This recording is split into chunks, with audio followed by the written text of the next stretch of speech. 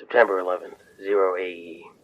To my dearest Lysandra, I've been away far too long and there's far too much to say and never enough time. Things go well on the front. We have successfully aided the Rayans in breaking their corporate shackles, and the plan is well on its way to completion. Last executives were fed through the recyclers yesterday. With them gone, Rhea is on her way to recovery. People have been absolved of their debts, and those who were imprisoned, formally or otherwise, have been freed and are being triaged. The conditions that many were being forced to work in, the way that their very minds were exploited and quantized. This is why we fight, Lysander. This is why the campaign was launched. In a few days, the conflict will finally be revealed.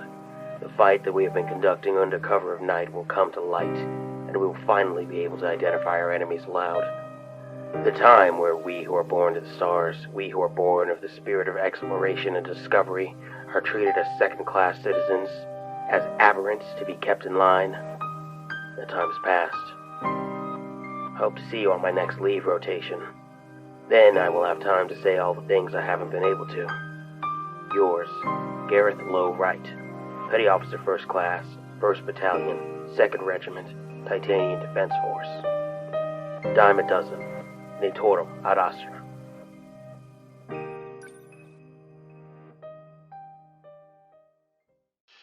September 16th, 0 AE. To whom it may concern, we at Terrestrial Mining Industries would like to offer our deepest condolences for the loss of any family, friends, or loved ones lost in the terrible attack on the Earth sphere. We know that many of you either come from or had close ties to the planet, and this loss must be affecting you greatly. These attacks were such a devastating tragedy, that of which we shall all be mourning for the foreseeable future. With this in mind, management is officially making tomorrow, September 17th, 0 AE, an optional workday. Those who choose to take advantage of this OWD will receive full payment for the day as if they had worked. Those who choose to work despite this OWD will receive time and a quarter payment as compensation for such diligent work despite these circumstances. As always, mental health assessors and counseling personnel are always available to schedule an appointment in the case that you are in need of their services. Please do take time for yourself today during your regularly scheduled breaks to perform whatever form of company-approved self-care is necessary to help you through these troubling times. Sincerely, Howard Lancaster, CEO of Terrestrial Mining Industries, made of the hard stuff.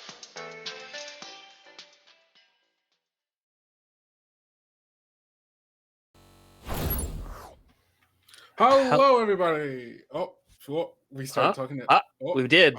You? Who? Me? I guess I'm you. You. Me? Okay. You. Hey, You. everybody.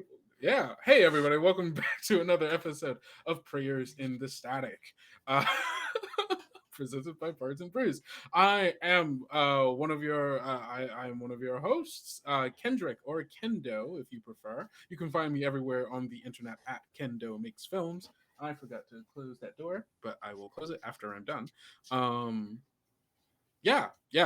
use they, he pronouns. And with me today is always my most lovely co-host, Ibrahim.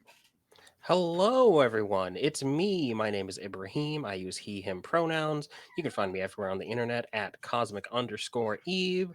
I am your other lovely host for today. Very excited for this game. This is going to be a blast.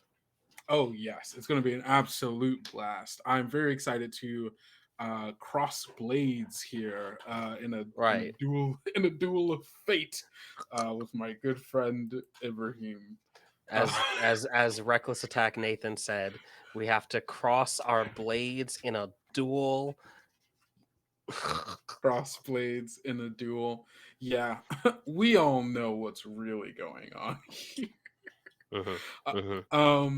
But yeah, no. So today we are playing Crossed Fates, a tabletop RPG by I'm going through the book now Cat to set it. Scratch.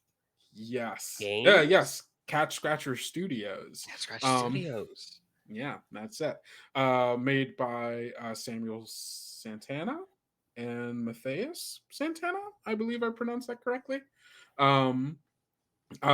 This is a game about two. I guess it doesn't have to be, but it is the way we're playing it. A game about two mech pilots. It is a game about two mech pilots, I guess, because that is what the Mhm. cover art and all the stuff is in it. I guess you So could play it with samurai. I mean, you you could, could you you could could, do a lot of things, you but could we do a are lot of playing it with things. mech pilots. Yeah, you could be lawyers, probably.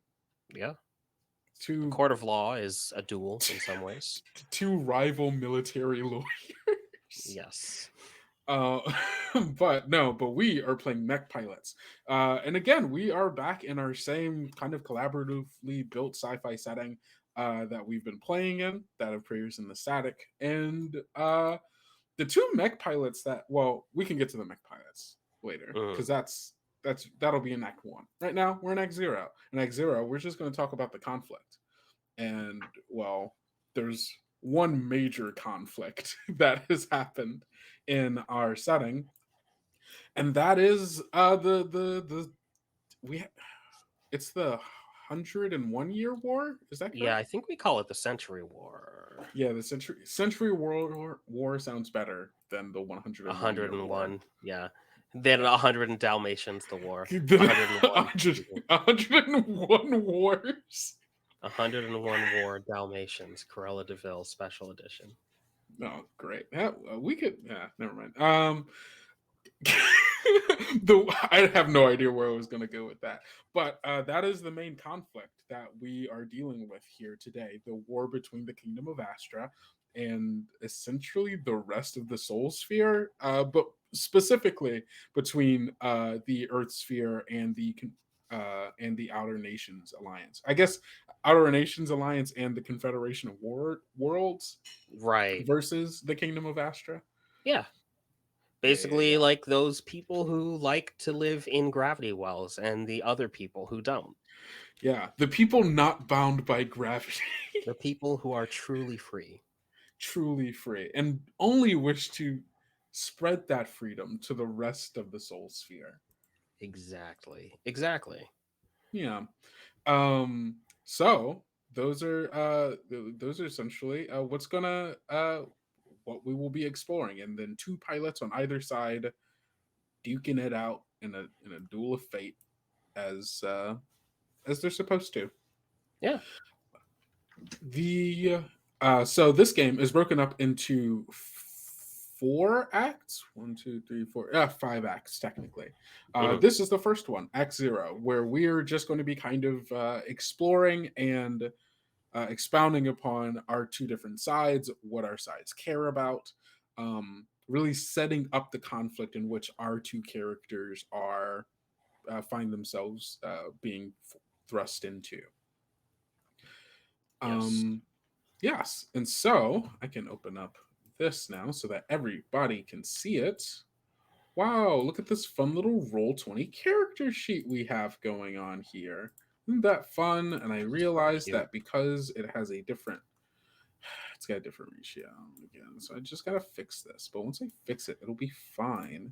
Okay, no, this is I have to go into this and fix it. Okay. I can start talking about the origins of this conflict. Yeah, go for it. So the origins of this conflict are known.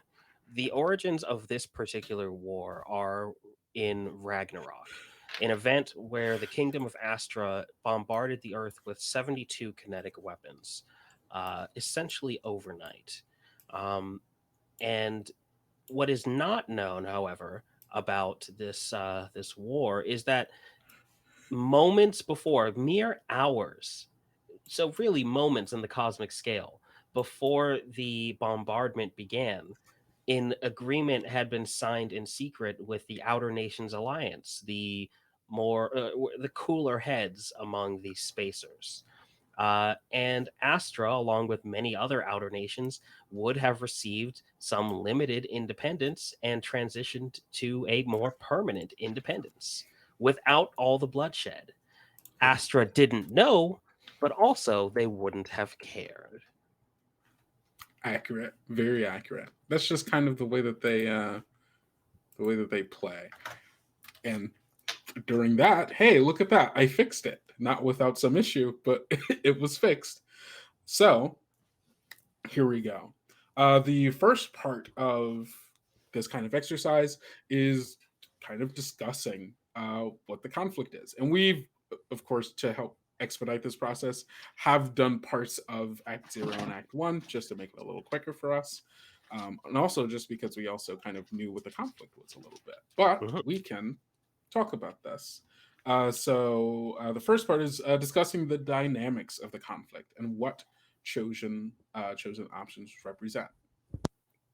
I mean, we just talked about it, right? It's our conflict centers around the opposing politics of the Kingdom of Astra and the rest of the Soul Sphere as it relates to the independence and autonomy of spaceborne peoples, and the fight to pave the way for the future of humanity. The Kingdom of Astra has very specific worldviews on how humanity should progress into the future.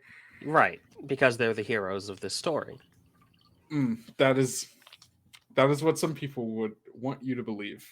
Um, I wouldn't play sh- anyone who sh- wasn't a hero. Clearly, they well, must be heroes. I'm just going to go ahead and say that my side did not drop 72 kinetic weapons on what was more or less an unsuspecting And my side civilian didn't population. drop nuclear weapons. So, in the My, grand scheme of things, they could have done worse. you know, I guess within the timeline of our world, uh, Earth does um, get better. So I guess Exactly. it technically could have been worse. You're right. Always could have been worse. Always could have been worse. That is that. And I mean, I just kind of talked about it, but what are the origins of this conflict? Are they known or were they forgotten by time?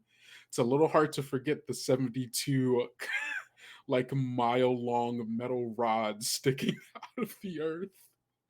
Yeah. Um, Yeah, they're a good reminder of why peace is the better option. And I think they will serve to inspire future generations to consider peace. mhm. You put me in Yeah. these positions. You back me into the corner. I didn't back you into anything. You chose. You're right. You're right. I created Oh this corner no. myself. I did a bad. I I did a built this bad. corner all by myself. Oh, Actually, it's yeah, no, that I outside did of a the bad. box.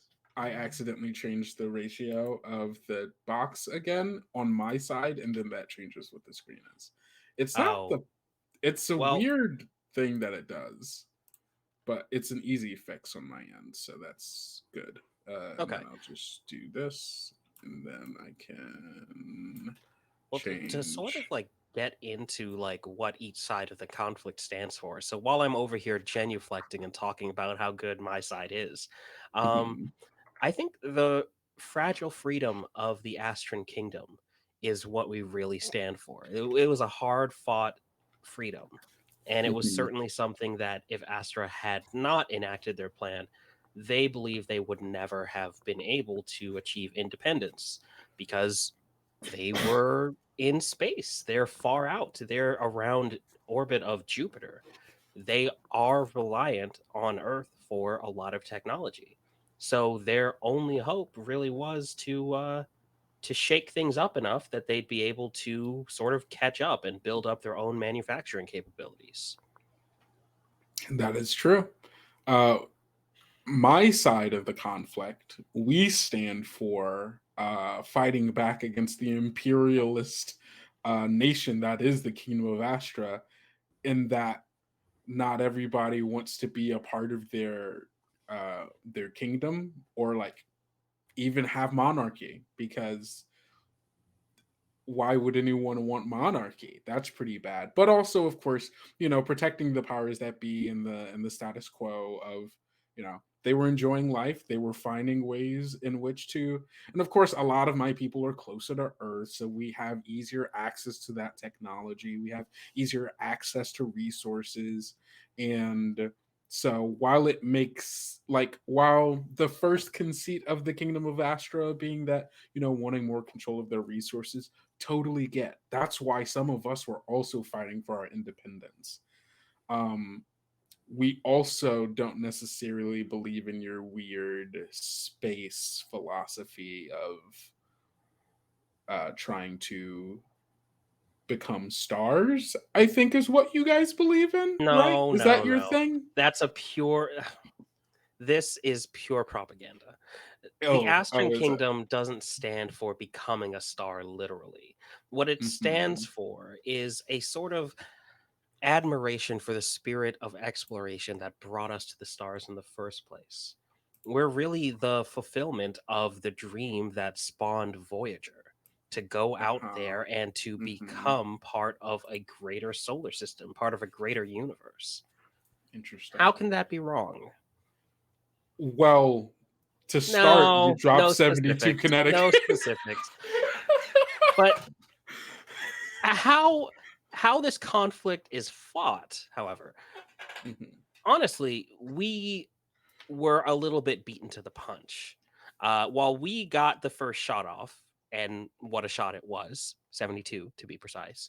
Wow, really rubbing in the We mass civilian casualties you caused. Yeah. so we're fighting this war through the use of mechs that honestly Earthsphere got to first. The weaponized armor units that Earthsphere created are the superior weapon for fighting in space. Now, while they created them, we of course perfected them through use of advanced brain machine interfaces, allowing pilots to fully decant their minds into their units so that they are able to fight as if they were the mech themselves.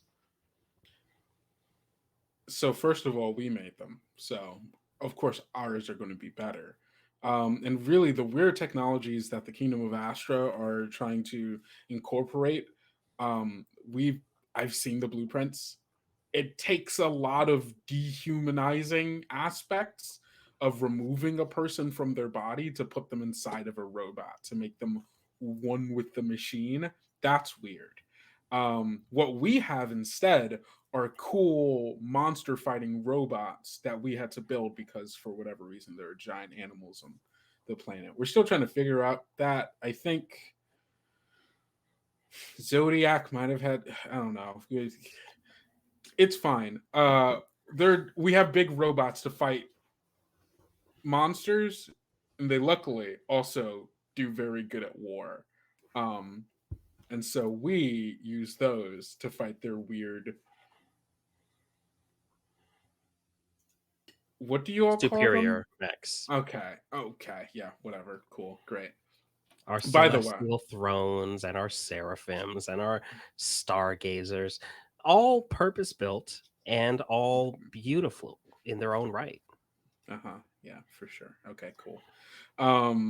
I guess the last thing is we need to create a name for our sides. Well, I mean, I fight for the Confederation of Worlds, which includes the planetary bodies of Earth, Luna, and Mars, um, and then of course all of the uh, space colonies um, uh, orbiting Mhm. those. Whereas my side of the Kingdom of Astra has a variety of colonies, dozens, hundreds more being built every day in orbit of Jupiter and Saturn, specifically in orbit around their moons, with Io and Ganymede serving as hubs of industry and the site of many beautiful Astran cities and uh, void cities. It's a sight to behold. Yes. All Well, right. I think from there, now that we understand a little bit about the conflict as a whole, it's time for us to get into Act 1.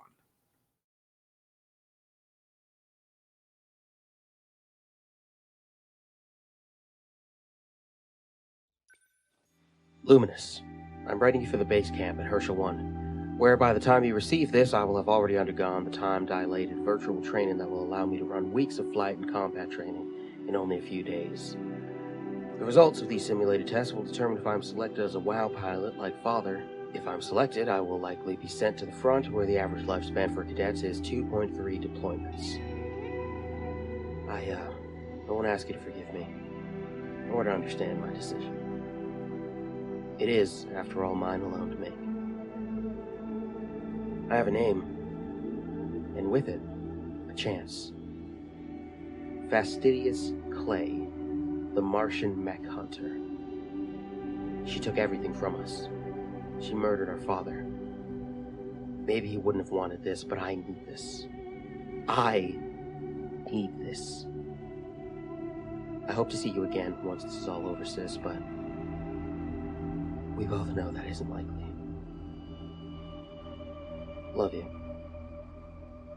P.S. Give my love to Milo and the puppies. Levity P. Stratus, Private First Class, 1st Training Battalion, forged in fire, yada yada yada, Nitorum ad Astra. See you soon, sis.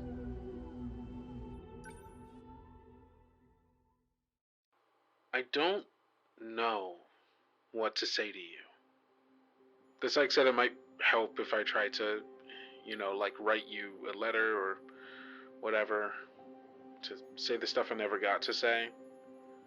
But I don't know. I don't know what I gain from that. I don't know anything about you, about any of you.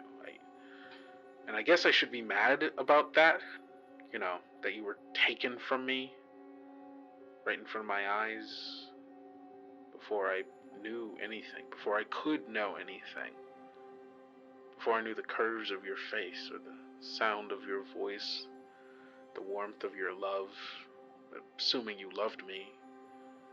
I would hope so, I guess. Parents are supposed to love their children, I'm told. Was I even around long enough for you to even feel anything about me? I don't know. I've never had a parent. I've never been a parent, so I don't really know what it's like. And I'm really just rambling at this point, I guess, mumbling out into the void. But Psych said that I should burn this letter after I'm done, releasing my intentions out into the universe or some bullshit like that. And I guess if I'm doing it, I have to have some kind of intention. I intend to keep the homestead.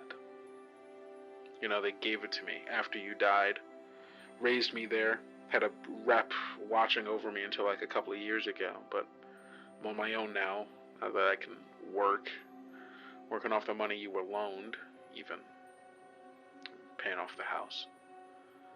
I'm gonna keep it. It's the only thing that I know for a fact that you wanted for me. I mean, why else would you leave your home for Mars unless you knew what was gonna happen?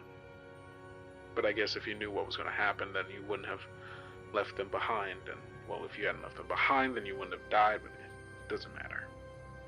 You did, and they did. So there's no point in thinking about it too much. Guess that's all I got for you. Hope this intention gets to you somehow. I love you as much as a child could who's never met you. Fastidious Clay.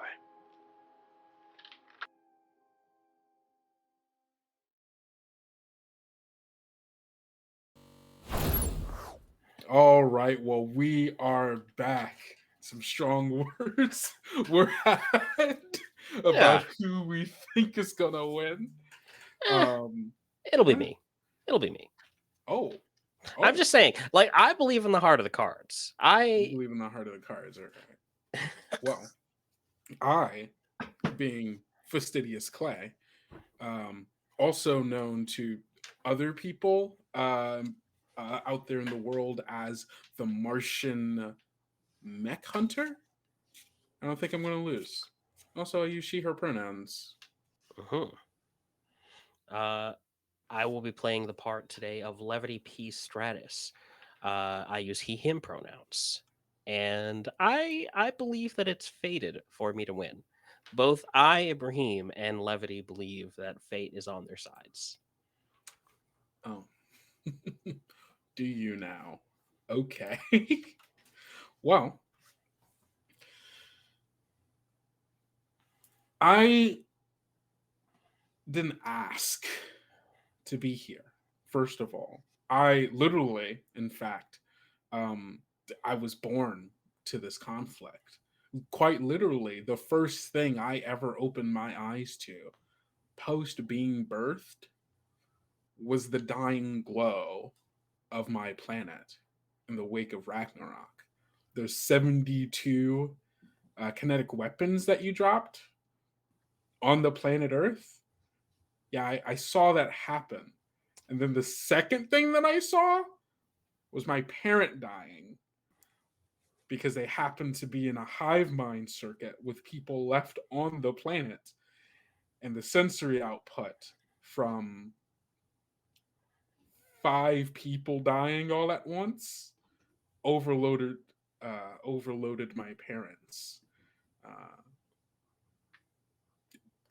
Everything. And that's a tragedy. That is a tragedy. I can't even hold you. Um, Hmm.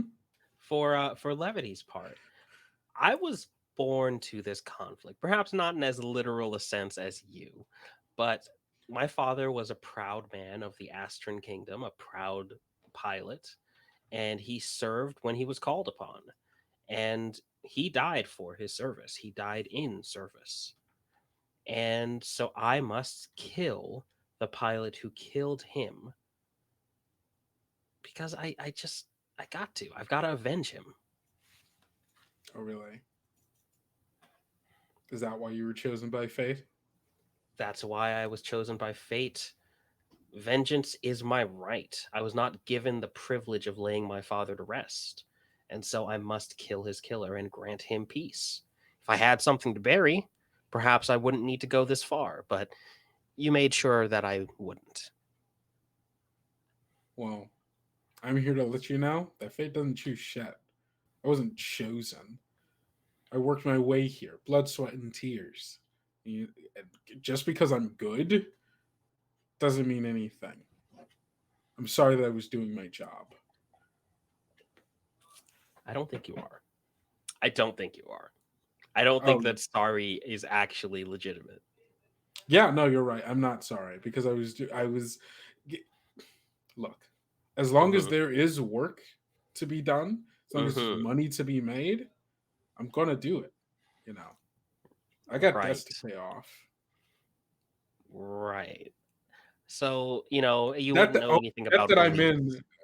in, debt that I'm in again, because you killed my parents. Right. Well, okay. That's not my You, fault.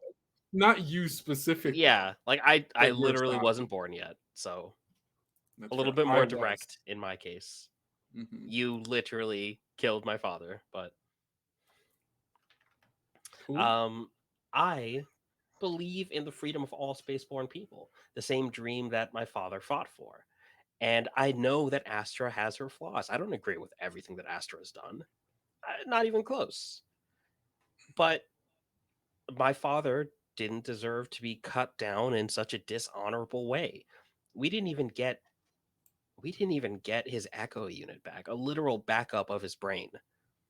We couldn't even return that. Couldn't do us the courtesy. Was I supposed to drop it off in a PO box for you?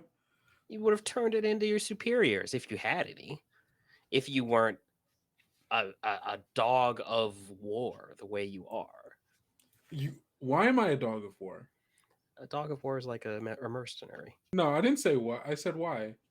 Why are you a dog? Well, Yeah. I imagine because you had an unfortunate incident that Huh. happened to you that I wasn't involved in. That, but your side most certainly was correct. All right, side this, side that. You, not your side, you, Hmm. with those two hands, Correct. killed my father. He would have killed me if I hadn't. And then you chose to leave his mech, his body, and I'm his backup, sorry. his I had echo. other. I had other stuff to do. I'm sorry that apparently you Astrons are all about returning people's bodies to to people. I guess is that do you return every mech If you back all had to? echo drives, yes, we would return the echoes. Oh, I'm sorry that we don't disembody people so that they can pilot their mechs. Well, it's a moot point then. I guess so. Mhm. I don't know how I feel about any of this.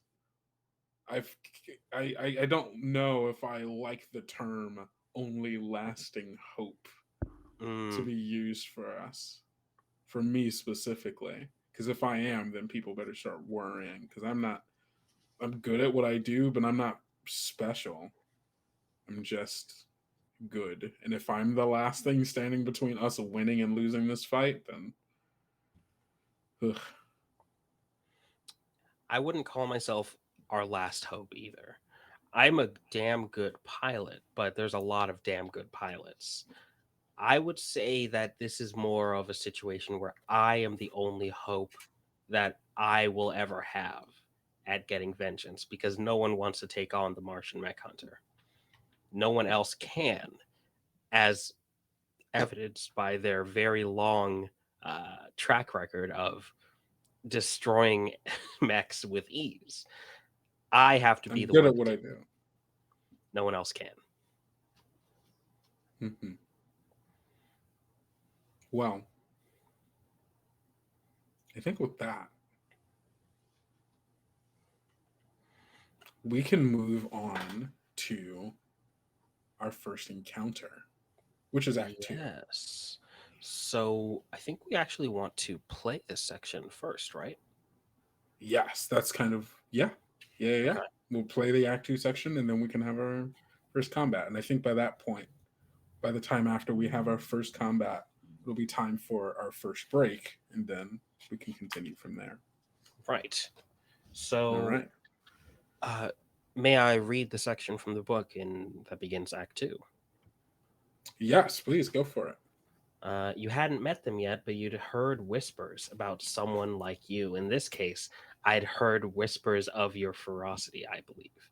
And perhaps you had heard whispers of some hotshot that was working their way through the recruits, but it's probably nothing. Um, every battle you attended, you wondered if maybe this was the time in which you'd finally meet the person you were destined to fight, the only other person who could possibly understand your fate.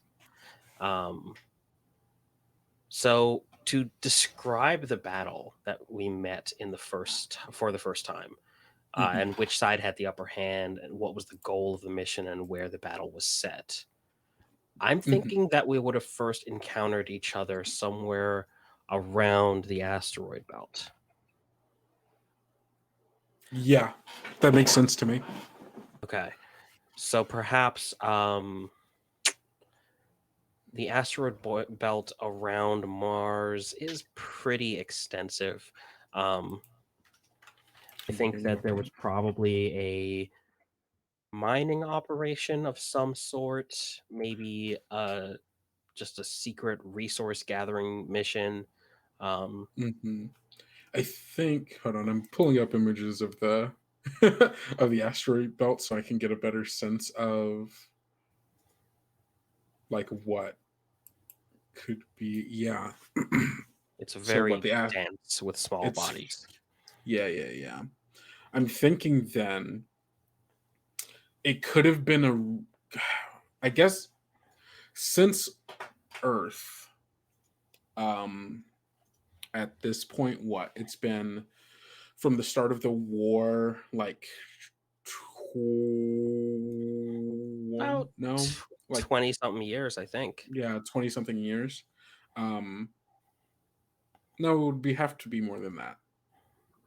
Um, Would it? because your yes, your father died 20 or so years into Oh, so the war. about It's 30 like then. 40. It's like 30 yeah, to 30, 40. 40. Yeah. 30 to 40 years. Earth still at this point, I'm pretty sure, does not have the ability. Uh, people do not have the ability to enter or leave Earth's atmosphere due to the cloud of debris from the 72 kinetic weapons that destroyed it. So it's possible that since maybe I'm thinking is the only way to get past the terrestrial planets into the outer solar system towards the Outer Nations Alliance is through the asteroid belt. So I'm Mhm. imagining that it's possible that I was protecting like a convoy of resources that was being moved from Mars to um, the Outer Nations Alliance. Mhm. Um, maybe there's probably there's actually probably within the asteroid belt a handful of resource depots that are meant to, like, you bring stuff there and then they take stuff to take it out. Mhm. So either I could have been uh, um, protecting a transport mm, protecting a transport into one of these resources, uh, uh, or I was protecting the resource depot itself. I think Mm. makes sense. Yeah. Yeah. So since you're working with the Outer Nations Alliance and like trying to get them resources, I think it would make sense for you to be on like a sort of protection detail. Especially if this was going to be an especially large shipment. Yeah. Um, this might be an operation to literally move several asteroids that have sort of been like just kind of loosely connected together with like Hmm. a couple of structural supports. We're going to move the entire structure over to this ONA compound for processing. But we Hmm. need a security detail because this is going to bring us into the purview of the Astron Kingdom, who is always on the hunt for resources and is always trying to hit. As this is a very dense package, this is a very Yeah. lucrative target Yeah. for the Astron Kingdom that you know is not hurting for resources, but could always use more. Yeah. Absolutely. So, who do we think had the upper? I feel like in this scenario, I mean, who had the upper hand? I think I probably did. Right.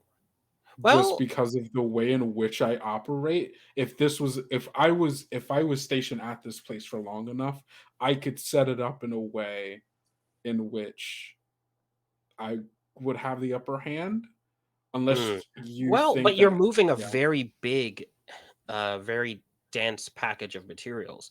This doesn't seem true. like it's the sort of detail that you would normally be assigned to. You're only That's being fair. assigned to it perhaps because of the value and density of this shipment. Hmm. So I don't know if you'd be able to. Perhaps you would be, but it seems like this would be something where you might have some difficulty setting up your normal. For one thing, you're not terrestrial. True. So you're already sort of out of your element. But for another, you now have to do a protection detail with a large bit of cargo that is not very Hmm. mobile, not very maneuverable. Yeah.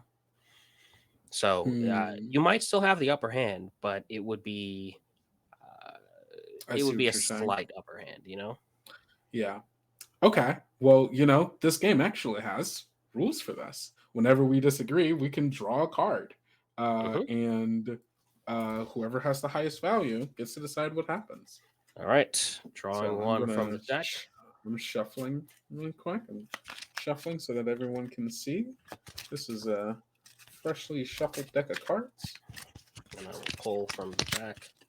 I'm not much of a shuffler, but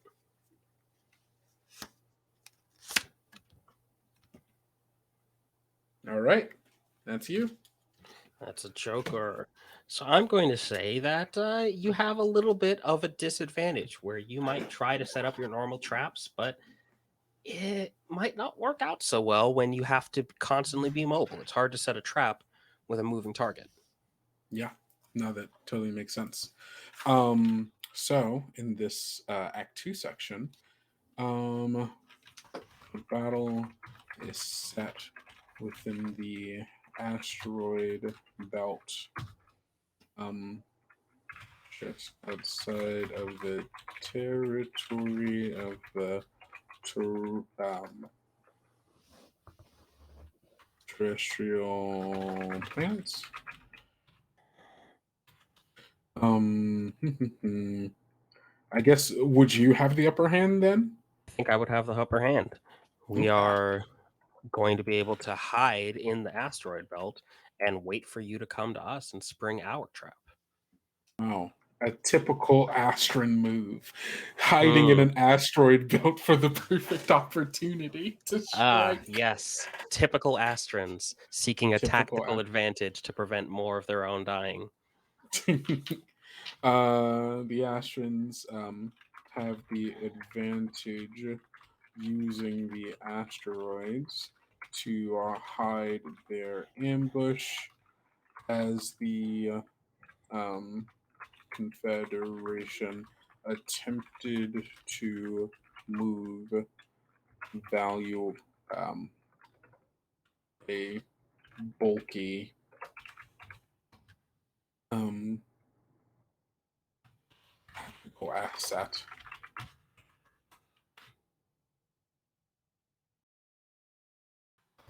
That the Astrons want. Okay, cool. when, yeah, when you arrive in battle, what does your rival see? What do you look like, and how do you behave? What do you carry with you? What are your emotions? What are the emotions you bring to the conflict? And what burns inside you and is shown through your eyes? Choose at least Mm. 2 words to describe yourself and your mecha, your weapon, or whatever you use to fight in the conflict. These words may be swapped out later and may be chosen from the list or created on your own. And there's a list of them there if you would like. Hmm. Let's see here. I think. Huh. I think this would be focused. Mm-hmm. I think I would be very focused here because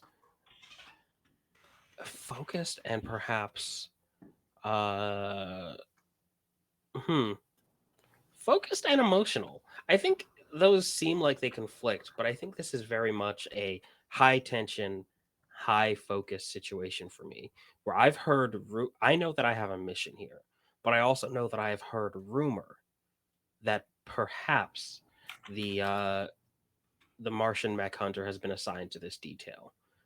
And on that off chance, just I've really focused down to try and make sure that if this rumor is true, I am at the peak of my game. Mm-hmm. I'm just typing down mine.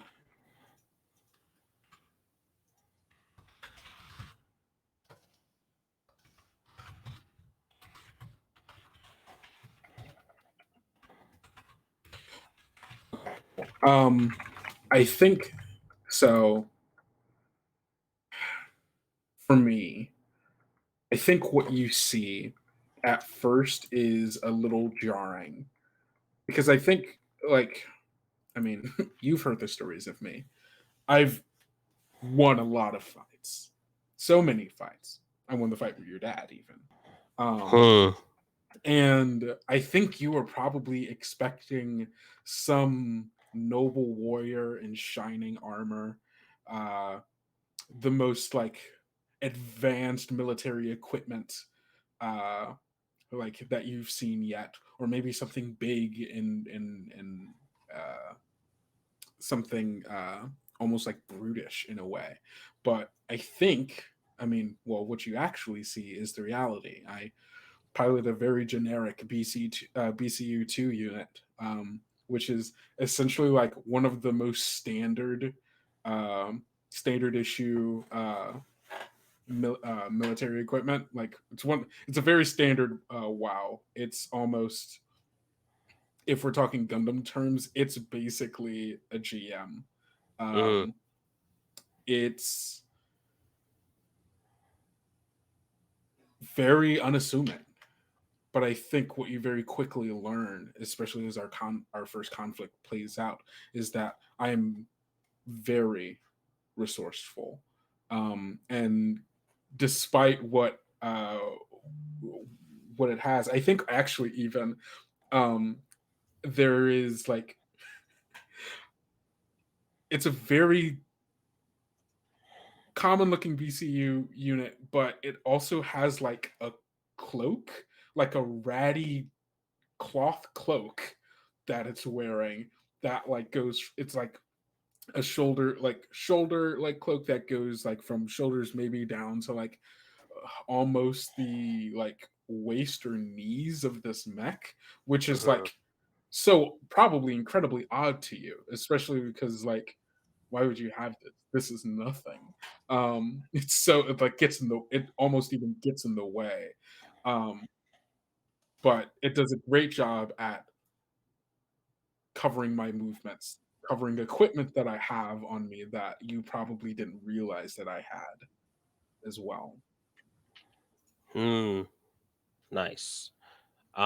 For my mech, I think when you see me, you see a very you see as a standard issue mech that has been customized. You see somebody who's like trying to do a lot with a little. Mhm. This is a standard issue um, AMW 15 Chiron unit. It's an older Astron model. It's got like a sharp scooped head with like two distinct horns on it, and it just kind of looks really delicate. It looks like a long range unit that has sort of been outfitted with more armor to try and make it work as more of a mid range combatant.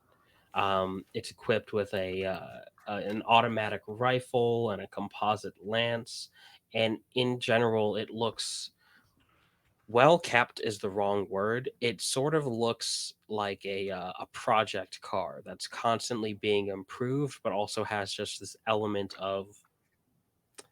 sort of element of mess to it. Yeah, Yeah, always being worked on, always being improved, but it was a junker to start. yeah.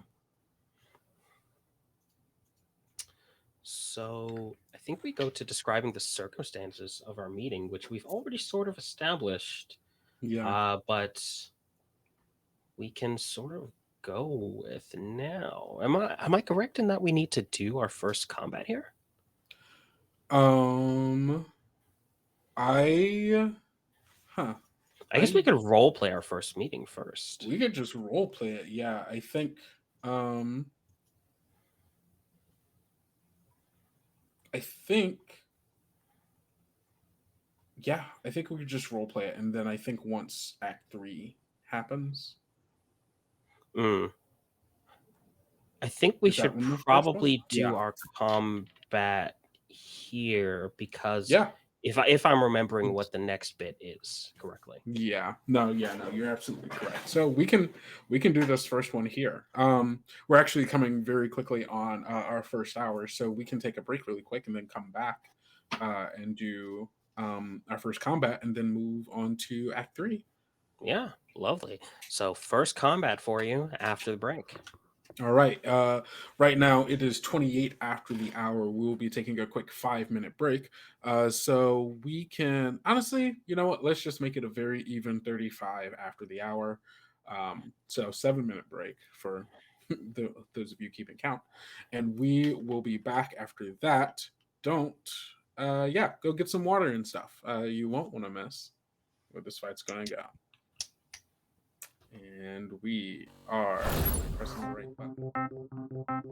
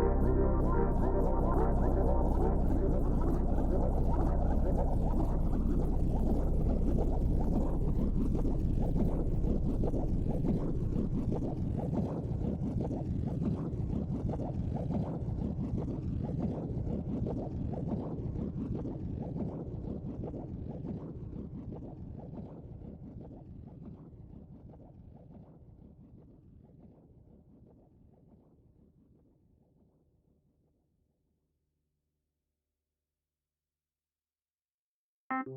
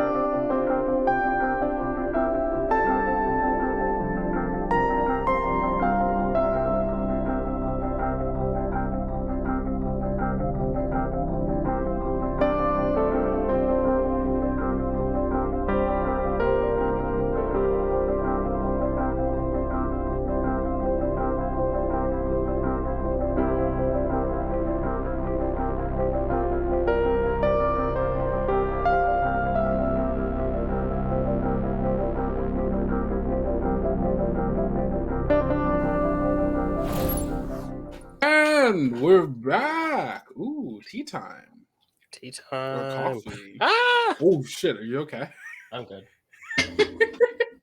It's literally nothing electronic next to me because it's all under me. I think it got on your mic as well. Well, that's fine, I think. How do I sound? You sound fine. Yeah. I think the the sound cover on it is absorbing the liquids. Here, I'm going to yeah, so hey, welcome back. Welcome back. Yeah, praising the static. Crazy around here. Give me It a gets a half little second. crazy. Cover for me. Yeah, totally good. Hey guys, so it's just me and you, and I'm here to say that the Kingdom of Astra fucking sucks. All right, they straight up just dropped. So I don't know how much I could stress that they dropped kinetic weapons on an unsuspecting populace for no reason other than like you could have just said you wanted again. Other people had done it and were going to get their independence, but then you stopped that from happening by dropping weapons of mass destruction. Might not have been a nuclear weapon, but it was indeed a weapon of mass destruction. Millions upon millions of people. Well, all right, listen, this slander has gone unchecked for too long. All I'm saying, This isn't slander, these are facts. all I'm saying is that Astra did what she thought was best. Mm-hmm. Uh-huh. And what she thought was best was wrong, at least in my opinion. And that is true. We can agree on that. I'm not going to disagree with you. I believe, though, that I do have the advantage. You do, yeah. We don't even have to draw for that because you already have the advantage. So I'm going to draw 7, right? I am also going to draw 7 cards. 1, 2, 3, 4, 5, 6, 7. All right. So set the scene for me. Help me set the scene. You're moving through the belt currently. Correct. We are taking this package, which I think you have described as multiple asteroids that have been secure to one another through some kind of structural support. Which I guess, yeah. And so I think it's slow moving.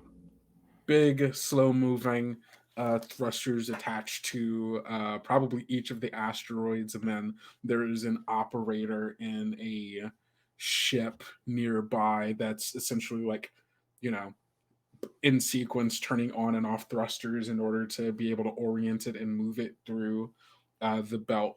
And there is like there's a unit of probably like 5 of us, 5 mech units, my Ridgehound unit, protecting it, and then there are probably some other like actual combat spacefaring ships out here as well to act as support. Okay. So for my side, Lieutenant Commander Levity P. Stratus and the 8th Battalion 1st Regiment that he leads, the Forged in Fire Regiment. The 8th Battalion, I think the entire 8th Battalion isn't here, but I think the entire 1st Regiment is. And I think that what they're on is sort of like a stakeout mission turned ambush, where initially their intent had been to merely monitor your operations in the belt. But now that they realize that it is such a relatively lightly guarded for how much resource is being moved, how much like probably good iron, good carbon, lots of water ice is being moved at once. Once they realize there's only one mech unit protecting it, this turned into a planned ambush where the entire 8th Battalion can't be here, but Lieutenant Commander Levity is here with all of the regiment under his direct command. So I believe they are all probably hiding behind various asteroids. Their mechs are in various states of depowered, half-powered, hibernation mode, just sensors only, quiet, waiting for the moment that you spring their trap. Now, I think I sort of choose who goes first. Yeah. I suppose I'll go first as the person with the upper hand. You choose who acts first. Okay, gotcha. So I will act first. So I'm going to spring the trap. Do you think that you would be in the lead? Or do you think you'd be No, hanging back? I would definitely be hanging back. Okay. Do you have a favorite Ridgehound unit member? Do I Kendrick have one, or Does does does uh Clay have one? Fastidious Clay? Um, Maybe one who's just a little bit friendlier or like doesn't. Sergeant Fastidious Clay. Well, of course I do. Rich Hound six. I said there are five of us. Rich Hound 4. Hmm. Um, Jasper. Hmm. They are. They're nice. Okay, they're nice. Are They're they the kind of funny like the one. clown? Yeah, the Yeah, funny yeah, one. yeah. They're the clown. They're They the don't give up clown. on you, right? They always try to get a laugh out of you. Yeah, that's true. They always tried. Yeah, Um, tried to get so it. I am going to start with an attack. Mhm. Um, so I'm going to go. We'll go mid high with the 8 of Hearts. Ooh. Okay. So this will be the first attack. Now the game book helpfully provides like ideas for various what the different suites could represent in regards to an attack. However, excuse me, I dropped one. Since this is an ambush, I am going to take the liberty of saying that this is going to be a shot from my rifle. Now this is a 420 millimeter automatic rifle, so this is fairly large. Mhm. And I think that what you're going to see is just the entire the entire Forged in Fire unit is going to take converging shots on Ridgehound 4, who has sort Mhm. of wandered off to the front, perhaps making a joke or being like, "Hey, let's." I don't know exactly what Ridgehound 4 said, but Mhm. they'd wandered to the front of the pack when Mhm. they get attacked from multiple angles at once. At least 6 shots go off and pierce Ridgehound 4. Um. Okay. So that is your turn. That is my turn. I am going to block said attack with the 7 of Hearts, and because you only used one card, I only need an attack value of equal to or -1 in order to Mm. successfully block. And so I will block it. And I think what happens is you fire off this shot, and how far away would you say that you are from them? I'd say we're probably I'm personally about a kilometer away. Got it. Got it. Got it. Cool. Cool. Cool. Cool. Cool. I think from your sights, then it 100% looks like you fire straight through the torso chassis of this mech, and like your aiming was dead on. You hit the reactor of this WoW, and it like in mere moments explodes into pieces, dissipating off into the void of space. From my perspective, you have set off uh, my alarm, and I think the camera sees. I think the camera sees from my perspective it blow up as well, but I know that this is one of my many balloon dummies Mm. that are but decoys. Gotcha. So I'm calling in one confirmed kill. Meanwhile, like I'm having my people move so that nobody is in the same positions the shots fired off from. All right, first regiment, scramble locations, set up for the shot. Mm, mm, And I don't know if I would notice, but I think perhaps I might say like that was weird. That was a really understated explosion, and I'm not hearing much comms chatter. So I Yeah. think I'm going to send in my drone. So the unit that I'm in isn't really equipped for like automated scout or drone units, but I've sort of hacked one on. The AMX 23-2 Cherub unit is a mobile automated scout and sort of like nuisance creation device that's meant to aid ambush and survival capabilities by allowing you to send a scout to the site of whatever and remain hidden. So what that is going to be mechanically is a prepared card. I'm going to. I don't. Are we supposed to reveal? Does it matter if we reveal? I don't know if it matters. Prepare. I think it is face up. Yeah, reveal a card, put it face up. So yes. Okay, so I'm going to prepare the Two of Hearts as the scout goes to investigate the scene.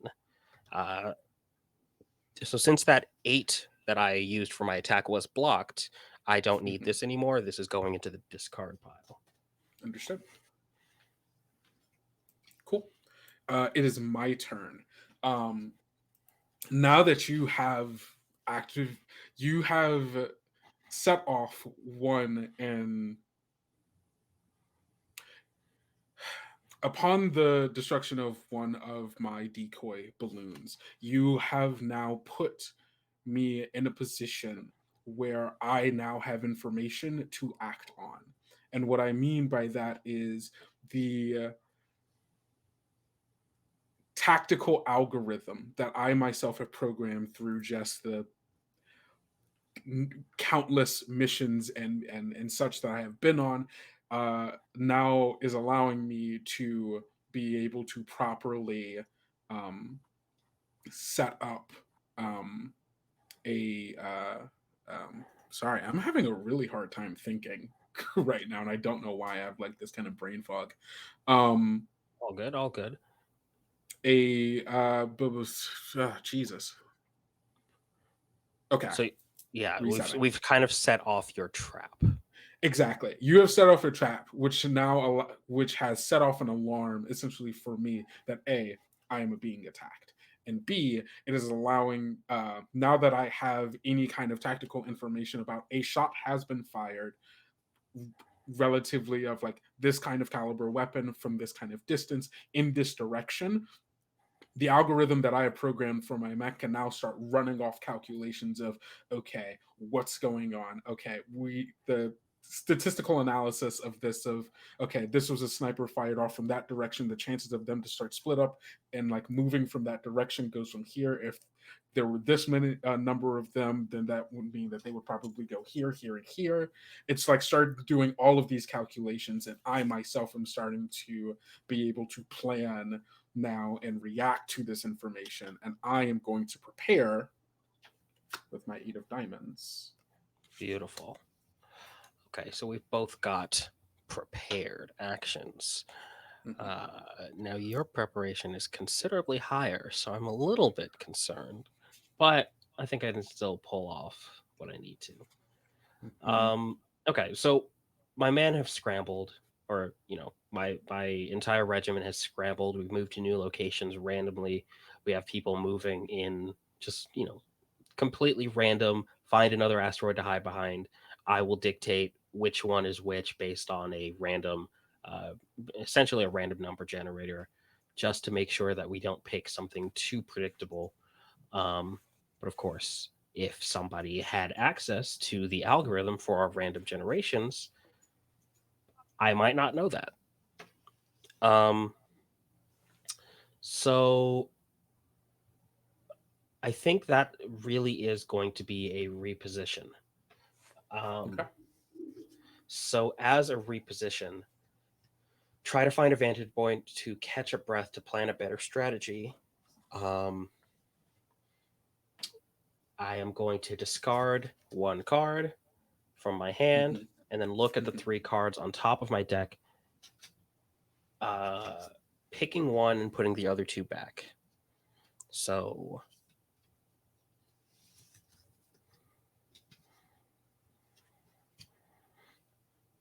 Okay. Now it doesn't say reshuffling, it just says putting the other two back. But I think we No, reshuffle that's in the fair. next combat. So Yeah, we we'll do. see. All right. So yes, that I believe is going to be my turn. I picked one card and I put Okay. the other two back. So repositioning. All right, man. I know that looked like a solid shot, but something's off. Everyone, stay frosty. I am going to. I think, like reading off of the, reading off the analysis that my program is doing. Um, I I think from your perspective, you start to see that some of the other mechs begin to, some of my own mechs or my team's mechs start repositioning themselves to like move behind cover between all the different asteroids, trying to get in more advantageous positions. And I am also going to reposition by discarding my ace. And then I draw 3 cards. Is that correct? Yeah, I look at the top 3 cards, I pick one and put the other 2 back. This one card is a poker guide. Does not. Forgot to take that out. That's useful, though. I wish more decks came with that. I can never remember right. all the different combinations for poker.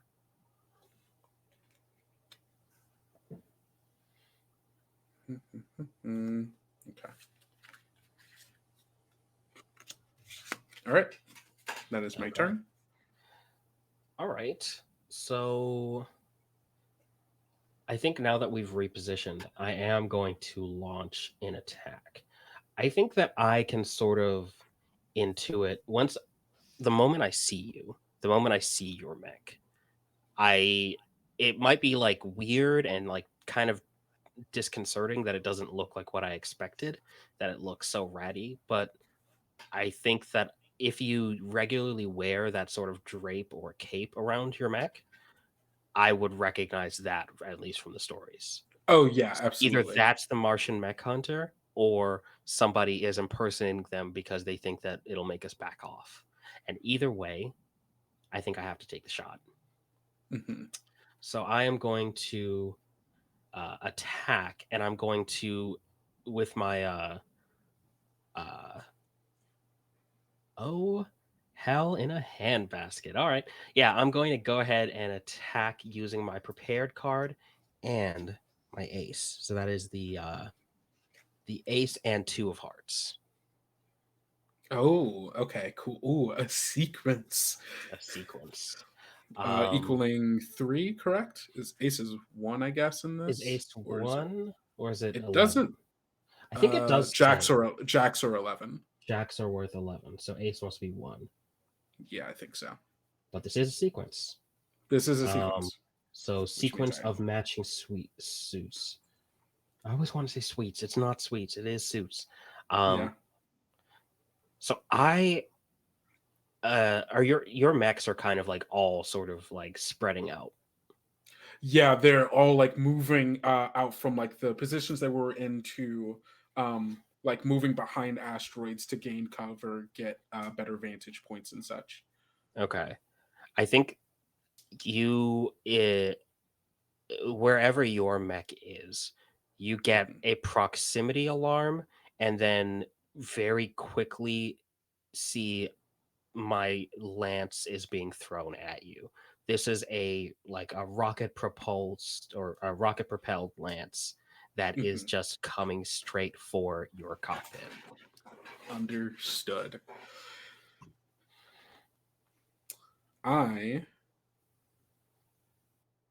For my turn, you said you had 3. That is 3. You use 2 cards, so I have to do equal or more. I am going to block it with a 5.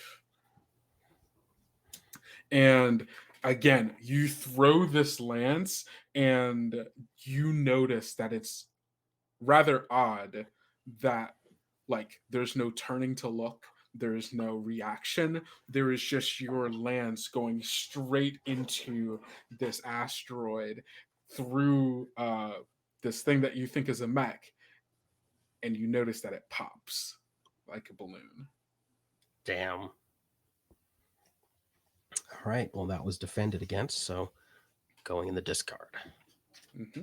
So yeah, so we see like the camera goes like from me throwing the spear to the spear, like angling off in all these directions so that you can't tell where it's actually originating from.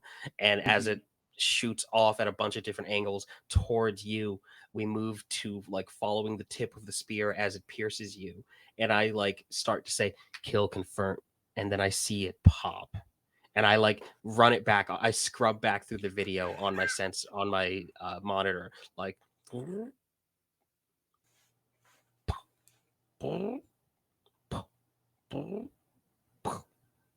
all units, this is a priority alert. The mech hunter is here. Decoys are set up throughout the field. Everyone, maximum alert. We're going to get you home. I promise that. And that was my turn right there. Or I guess it's my turn again since you blocked. Yeah. I blocked, so it's your turn. Okay, well, with that in mind, looking around, trying to identify where you might actually be and realizing that I have completely lost sight of you. I am going to follow up with another attack with the 5 of diamonds. And I am going to physically move in to look for you more closely. Like I'm physically moving around asteroids. So I've got my drone out looking behind asteroids, like in one direction, and myself in my mech looking for you. Because now that I know the mech hunter is here, it's on. For sure. Do I have to immediately block a thing, or can I block it later? Because if it just stays up on the thing, it's not specific. No, like you can take a hit and yeah, that's fair. Yeah, like we score it at the end. So like Okay, I'm yeah. going around, I probably like just have my rifle up. So if I get a shot off on, I think I guess I should make it more of an attack than I'm just looking for you. I'm going to, I guess you get to say how it resolves though. Yeah, that's fair. Wait, which one did you just use? Diamonds? I used diamonds. Gotcha. As an attack. Gotcha. Cool. I was just asking for that. Awesome. If that is your attack, I guess I don't have to keep defending. I can attack. My character is very much about sitting back and preparing. I think then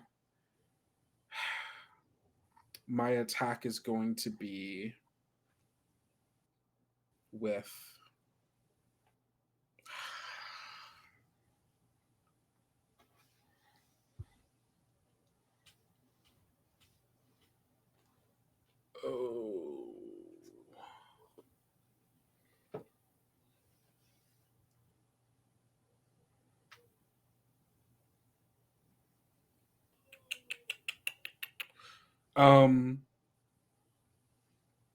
hold on, sorry. I'm just debating some stuff here.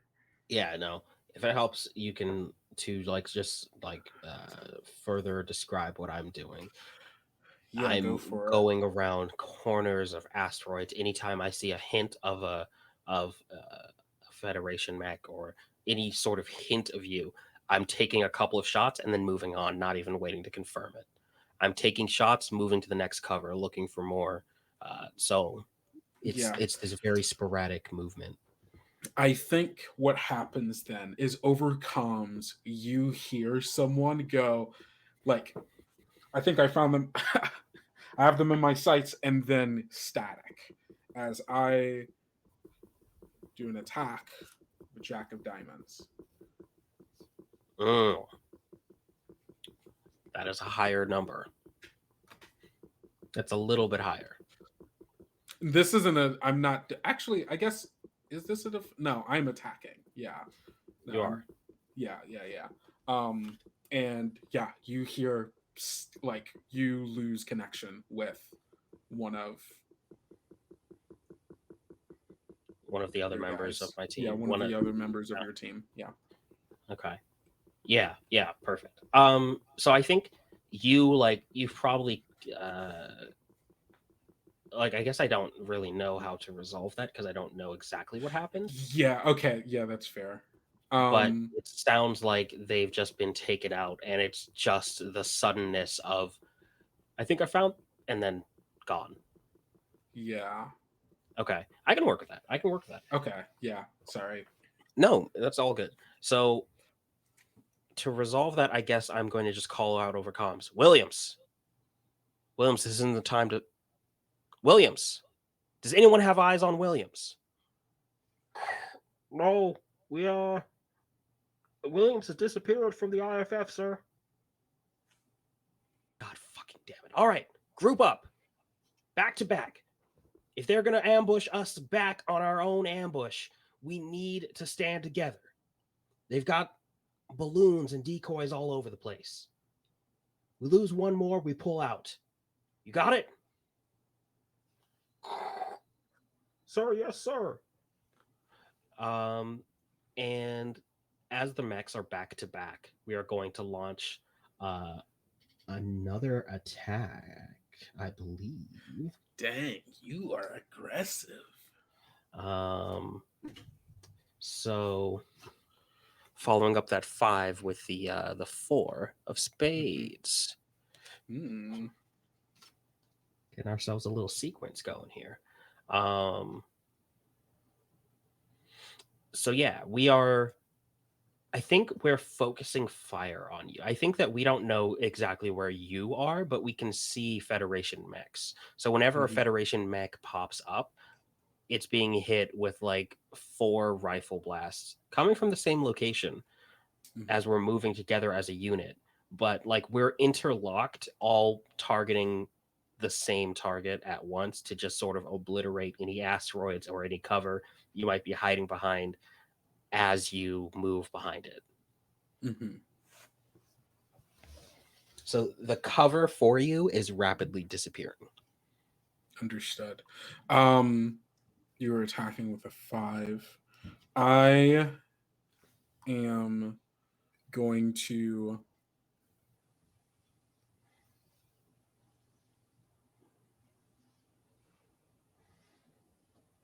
okay, I know what happens. I am going to follow up that like as you're like firing off at all of these different at all of the different like cover and like asteroids like trying to essentially spray and pray here hoping to weed me out. I think you see the other 3 because you popped one of them. Actually, no. I think you notice that more figures start like coming out from behind some of these asteroids, and you see them all beginning to um, converge on you all, and like you're all firing at them, of course, and like some of like the shots are missing, but like you're definitely hitting a few of them, and they like I want to say that there's like almost a dozen of these that begin converging.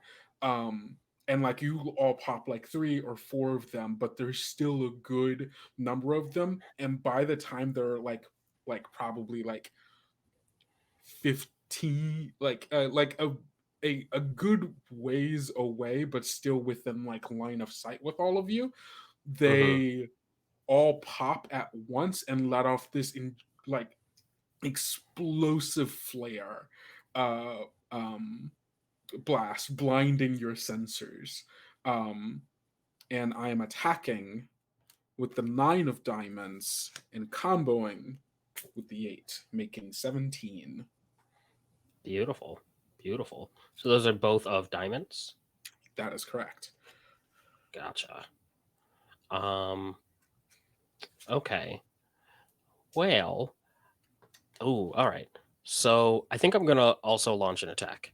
Um, so the question becomes: Can I beat that? Can I beat that? Can I beat that? I'm going to launch an attack with the 3 of Hearts. So this is becoming a set of 3. Got it. Is that how the sequences work, by the I way? thought so. Well, because you can do I thought it. sequences of different suits are worth 2 Yeah, points. I thought that they were things that you had to prepare, and then I guess you this can might be a activate combo. them, and then that would build the sequence.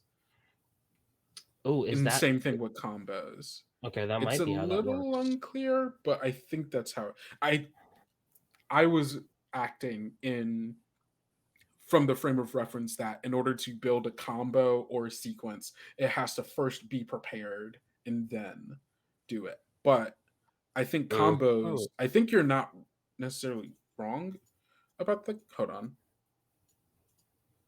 When you perform an action, describe your move. This might be that might be my misunderstanding, um, which I'm totally fine Oh, with. wait. Hold on.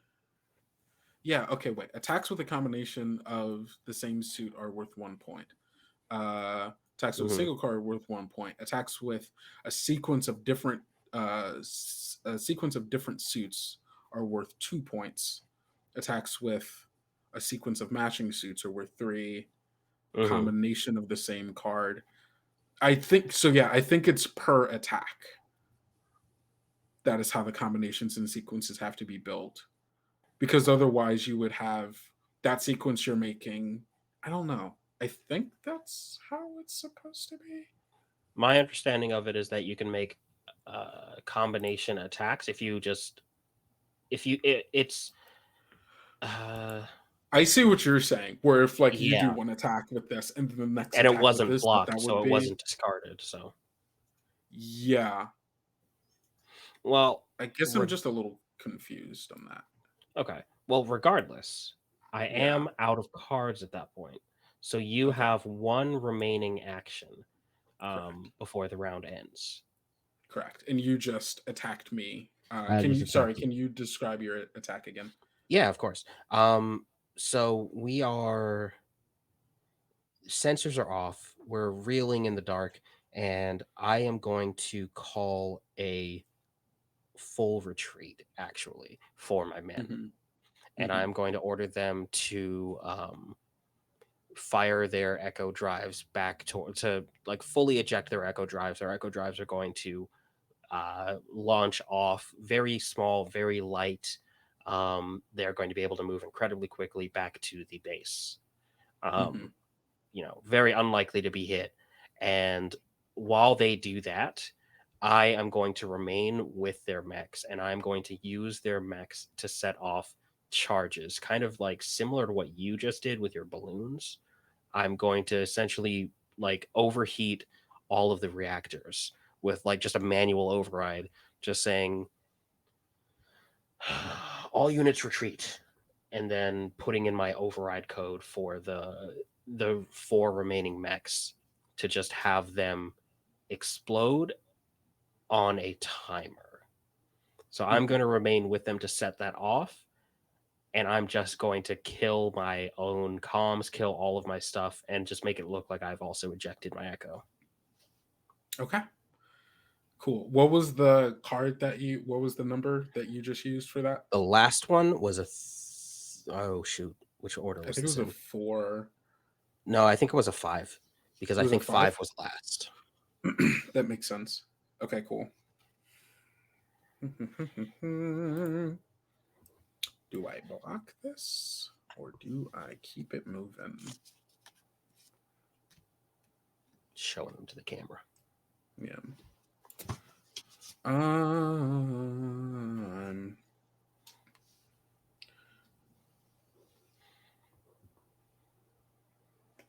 Yeah. Um. I am going to block this by. So you are actually. Why block? Who needs to block? I'm going to attack. And what I do is as you like go over and you're like setting up, um, I, I think you're setting them all up to blow, and as Hmm. that's happening, just from behind like one of the asteroids, not terribly far away, a singular rocket, a singular like mid-range artillery comes around, and I attack Mm, with the 8 of hearts. beautiful. So I think that's on me to resolve that rocket fire. Mm, yes. So I think that's a hit. I think it's a hit as I'm still setting the charges. So as the reactors are still spinning up to overheat and to blow, my mech takes heavy damage. It's just like I lose consciousness for a moment. My senses are all scrambled, and I realize at once that this is lost, and I should have evacuated with my men. So I'm going to set my own reactor to blow as well, and then I'm going to launch my Echo Drive to return home. Okie doke. So that's our first combat. Yeah. Um. So counting up, it's supposed to be by 2 rounds, but that went rather long. I think it's okay. I think narratively Yeah, that makes sense. Also, just being that 1 round. first Um. conflict. Yeah. Counting up the points here. How many points do you have? So if I'm doing this correctly, the points are just based on how many attacks hit, right? That is correct. Okay. So it's the So attacks that you have left over. And I think you count the points individually based on what cards you use during that attack. okay. Or at least, Hits are scored through the following rules. Attacks with a single card are worth 1 point. So these are all attacks with a single card. Um, yes. so I guess that's just 3 points then. I think Unless, yeah, I think it's 3. I think so as well. Which then leaves me 1 point, 2 points, 5 points. All right. So that is 5 points for you. We can get that noted down. So Mhm. in the first conflict, I was defeated. And that's, I guess, 1 loss for me, I would say. And Okay. then, hold on. I think there's another thing here that we might need to. Okay. So after that, Mhm. I believe our next step is to say what was lost. I think that's your choice at this point. So you can choose to either inflict a loss on Mhm. me, the losing player, or to recover from a loss, but you don't have any losses. So it's important to think of the better choice between pushing your rival closer to defeat or postponing your own to fight another day. If you choose to inflict a loss, I mark down a loss on the encounter report sheet, and I should also write down what you took from me. Um, so how these casualties came to be. You did kill one of my men. Mhm.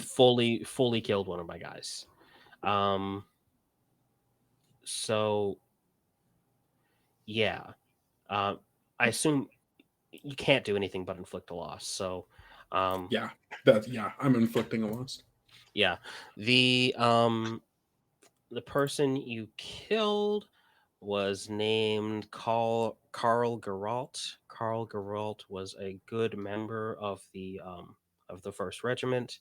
He was he had a longtime girlfriend who I will have to break the news to. Um, his Echo Drive was destroyed with his mech. There is no backup of his memory of his existence. There is only the empty husk of his body back at home. Um, or I imagine his pod is still available, so we have that. We have his body. We'll have something to bury, but Carl is gone, and that loss is, I think, going to only further serve to fuel the fire of my fury, because I felt ineffective. I felt useless. I felt like I was still that scared little boy getting the news that their father wasn't coming home. Absolutely tragic. um, I think over the course of it, and I know that, like, we were doing it. Did you and I have any contact during, like, any like comms chatter over it? I don't think so. I think it was literally just I saw you, Yeah. and I don't think we had any comms chatter, but I imagine there was an opportunity for it, at least at the end there. So Yeah, perhaps that's fair. as my echo is flying away, I'm just something like, Fastidious Clay, I will flee this day, but I will return for you. You know what you've done. What? And that's all you get That's so funny. from the It's, fleeing echo. it changes my letters slightly, but I think it still makes, it's actually still going to make a lot of sense. Okay, cool. That is Act 2. And with that, it's time for us to transition into Act 3. But It's first, letter time. our letters.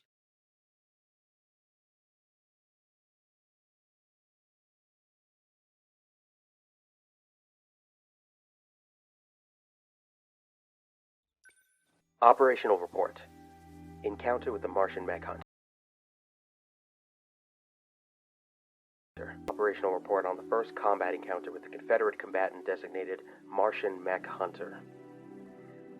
My first impression is that the Martian is a disrespectful, dishonest, and duplicitous excuse for a soldier, and it is a mark of the failings of the Confederacy that they are allowed to undertake missions at all.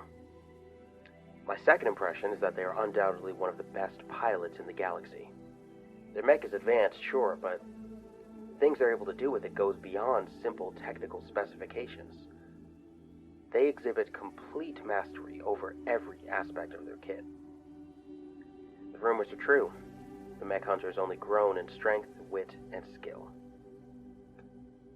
If I didn't know better, I'd think that I was facing a decanted mind. Their reaction times are unreal. My formal assessment is that the AMW-15 unit will not be adequate if we want to finally break the Martian.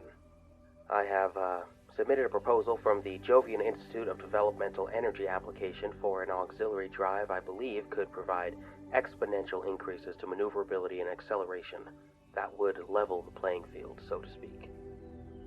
I am requesting a special development project be commissioned to construct a singular experimental weaponized armor unit capable of taking down the Martian. Pending your approval, Command. Levity P. Stratus, Lieutenant Commander, 8th Battalion, 1st Regiment, Forged in Fire. Naturum ad Astra.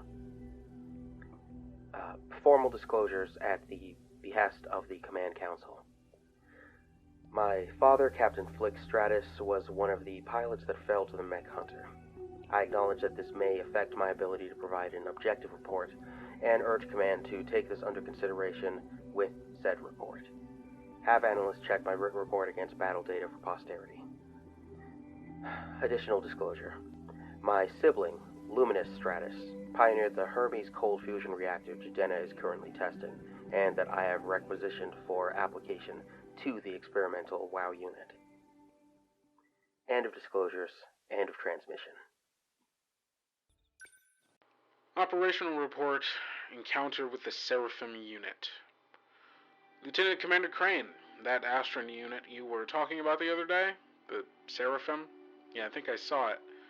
Don't know who the pilot is, but they've made it their goal to try to stop me out there today. You know, if I wasn't on my A game, we might have had trouble, but you know me. Always on my A game. Funny thing is, I don't think the pilot is particularly skilled. Well trained for sure, but he moves like a robot. No theory, no experience. He's fast though. Fast and angry. I think I killed his dad or something? I don't really know. Not too sure, but Pretty sure I will see him again. He's determined, that's for sure. He'll be dead soon, too, though. A lot like his dad. Talk to you later. Sergeant Fastidious Clay, Ridgehound Unit.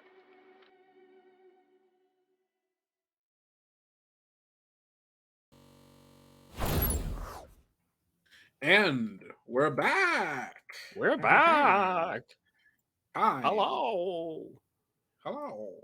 Time for Act 3. I got my butt whooped. And sometimes that happens. Sometimes that happens, So, excuse me. Jeez. Now that we are in Act 3, and I'm just going to the conflict is ruthless. And to survive, you must be ruthless as well. You fought on many battles, and your sworn rival has matched you each time. For every battle you won, you lost another. The conflict ravages the entire world, but to you, it's personal. Your rival has taken too much. You still think about that. You still think about that which made your destinies forever intertwined. The first time you truly hurt each other. It was the first of many casualties, and the one that left the deepest scars. After what they had done, you knew there was no going back until one of you was defeated. Out loud and facing each other, answer the following questions. What did your sworn rival take from you? Describe what was taken and how it was taken. What did that mean to you? And why was that your point of no return? Confront your rival about their deeds, and when your rival confronts you, you may explain yourself and your actions, or don't, if you think they're not worthy of your explanations. Some of your losses may not have been inflicted directly by your rival, but their actions enabled them. Tell them about the people your side lost and the places your rival's side destroyed. Tell them about the hope they took away. What did I take from you? I know this isn't in the thing of it, but I'm imagining this is a conversation taking place on the next battlefield. Like, yeah, 100%. In comms chatter on the next battlefield. Yeah. So, you took everything. You took everything from me. You killed my father. You did that to me. This is you. I don't know who you are. I might have killed your dad. I think that's a possibility. I mean, was he a pilot? Even now, you disrespect him. Even now. I don't know who he is. I'm going to go ahead and assume that, yes, he was a pilot. If so, we probably fought. And it sounds like he died, so this is war, kid. I don't know what you want from me, I mean, what you like. I want my father back, you son of a bitch. Okay, that's a lot. I'm going to say right now, I'm a little upset that you're a little better than I thought you were. Not everybody can just get them and their team out of there alive. Usually, I end up killing everyone that I fight with, and well, actually, you're kind of. It's a little annoying, even actually, that I now have a not perfect record. It's actually really annoying because now they're docking my paychecks, and that's fucked up of you to not. Are you fucking worried about your fucking reviews? You lost your 5-star rating? Yes. You piece of garbage. How dare you? What are you... What? Carl was a good man and you killed him. And you're disappointed you didn't kill more? Yes! That's what war is. Get over it. You shouldn't take joy in it. You shouldn't be worried about your review score. This is a Your people started this war. Don't get mad at me. You don't treat this with the gravitas that it deserves. You're not a warrior. I am. No. I No, don't. What do you a mean? warrior takes no pride in the terrible things they must do to protect their people. Is that what you all tell yourselves to sleep at night? You're a mercenary. You're a spendthrift mercenary worried about your reviews and your ratings and your 5-star ranking more than the lives that you take. What do they even weigh on your soul? Why would they? Because they mattered. Do you think my soul matters? Of course, everyone that I face, I remember every single one, every call sign, every time I've pulled the trigger and ended someone's life. Then why It's the do it? least I could do. Then why Because it do must it? be done. All right, whatever, kid. I thought at least that you'd have some honor, some respect for the lives you took. Are you shuffling cards? We're about to fight right now, right? We're fighting. Let's do it. I think it's time On for the us to call. fight again. Yeah. No. It's like we're having this conversation during the fight. This seems like a perfect Yeah, time. I'm still imagining that you are literally shuffling cards like it's a video call at this point, and I'm looking at your face as you shuffle, just like all right. I'm playing solitaire with myself in the back. Yeah, as I'm going on this tirade. Oh my god. Hey Ajax, welcome. How's it going? Welcome. Do we have more Glad you could be questions to here. answer? I don't think so. I think we kind of answered them. yeah. Why I get must you I guess stop? my reputation is that I remember my kills and I get people's I at least report their deaths accurately so that people have peace of mind. Yeah. Perhaps that's my reputation on the battlefield. Yeah, I think my reputation on the battlefield is that I'm so like incredibly cold about all of this. Sometimes you'll kill someone and you'll just say, that's another 5-star. Oh, like okay. like it's straight up just like I have to keep my ratings reviews up because if I don't, they'll dock my pay, and my pay is what I use to be able to pay my debt that allows me to keep my homestead. Like, why would I? Of course, that's the most important thing to me. That is me doing the thing you're doing, but I kill more people. I don't know if it's the thing that I'm doing, like not necessarily. Yeah, you're trying to uphold the honor of your family by avenging their deaths. I'm paying off the debt that was left behind because your people killed my parents, and it's the only thing I have to remember them by. Of course, I'm not telling you that because why would I tell you? You're a fucking kid that I'm about to murder. Yeah, some 22-year-old. You're like, you're a full adult. You've been an adult for a long time. You've been paying your debts for longer. Longer than you've been alive. I've been paying my debts. Yeah, exactly. Beautiful. Where do you think this next fight would be? Well, actually, I guess who has the advantage? We're about to find out. All right. The draw? Yeah. Reveal. The Queen of Hearts. 7 of Hearts. Damn. Battlefield is yours. The battlefield is mine. I think, well, if the battlefield's mine, then this is a terrestrial fight. Yep.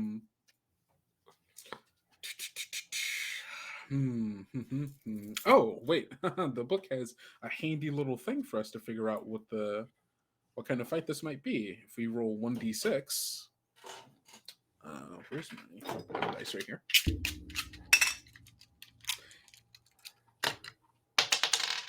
That's a 4. Springing a trap. Ooh, okay. So I think that I'm springing a trap on an Astron mission. What kind of missions would you all be on? If it's a terrestrial mission, I think this might actually be on Mars. We might be trying to perhaps kidnap a VIP. Maybe there's like some... We would probably either be kidnapping a VIP on Mars or working to like fund and like supply revolutionaries on Mars. I think there might be like some Astron sympathizers that we are providing with a some sort of security as we move them off world, like probably like Mhm.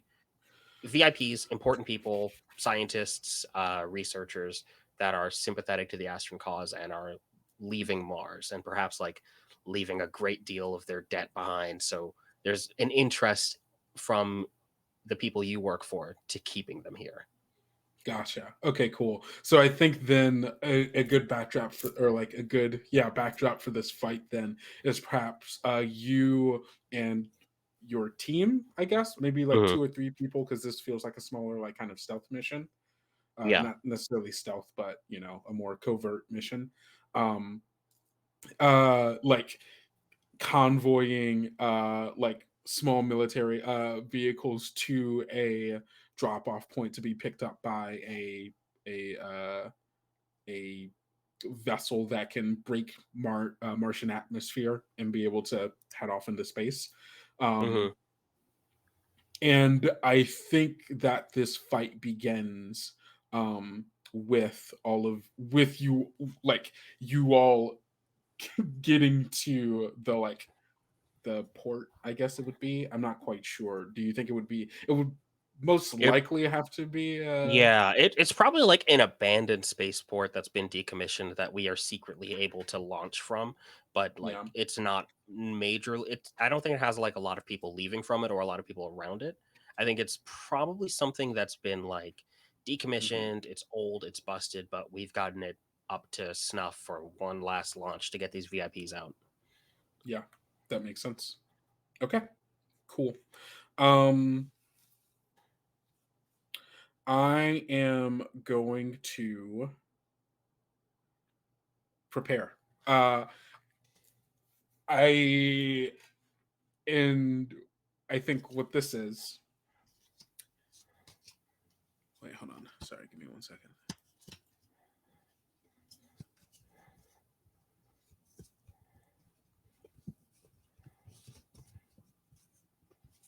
Okay. Cool, cool, cool. I'm sorry, I'm just checking some math here. Okay. My preparation is going to be we I believe that my unit of the Ridgetown unit of the Dogs of Ogun Hmm. um, have received this information. We are being hired by the Confederation because they essentially kind of knew that someone was working with that there were Ashton sympathizers Mm, um, in this uh, that there were Ashton sympathizers working somewhere um, within the Confederation, and was essentially like putting pressure, trying to smoke them out, essentially, one of the knowing that VIPs might have flipped in yes, return for absolving them of their personal debts. They exactly. flipped on the other people. Exactly. And they let us know about this mission. And so, because of that, we know ahead of time exactly where you all are going to be. And I have prepared my some of my many tricks here in this port. And I am going to prepare with the Queen of Spades. Wow. All A right. threat. That's a threat. That is a threat. So we're kind of like, I guess I don't think we're in our mechs. I think that our Um, mechs are in the convoy of trucks that are mhm, moving towards us, and I'm probably driving one of the trucks. mhm. So what have you prepared for us? Um, I We're don't. driving up to the port, probably, Yeah, yeah, or yeah, like the yeah. last trucks are coming in. I'm maybe I've stepped out of my truck at this point, and I'm waving Yeah, the no, last you're couple good. VIPs in. I don't. I think as far as all of you are aware, you all get there and it seems normal. I don't want to. I will reveal this one. I will reveal exactly what this is. I don't think this is like everything seems normal for you all up Okay, until so this so far point. everything's normal. Correct. So if Yes. everything's normal, I guess what I think the only thing I really could do is also prepare where I get to the site. I'm waving VIPs in. I'm probably like checking ID just to make sure we have everyone we're supposed to have. I have like a manifest, like checking them off. All right, Dr. Madan, and Dr. Naturi. Hey, is this everyone? I've got 113 on here, and I've only counted 110 so far. And I'm just gonna wave to one of my guys and just be like, search the convoy. Search it from top to bottom. Something's wrong. I've got a do you have a name for the one who flipped, Handy?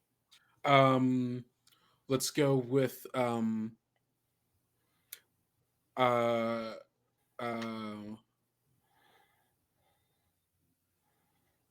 Lexi Riverstone.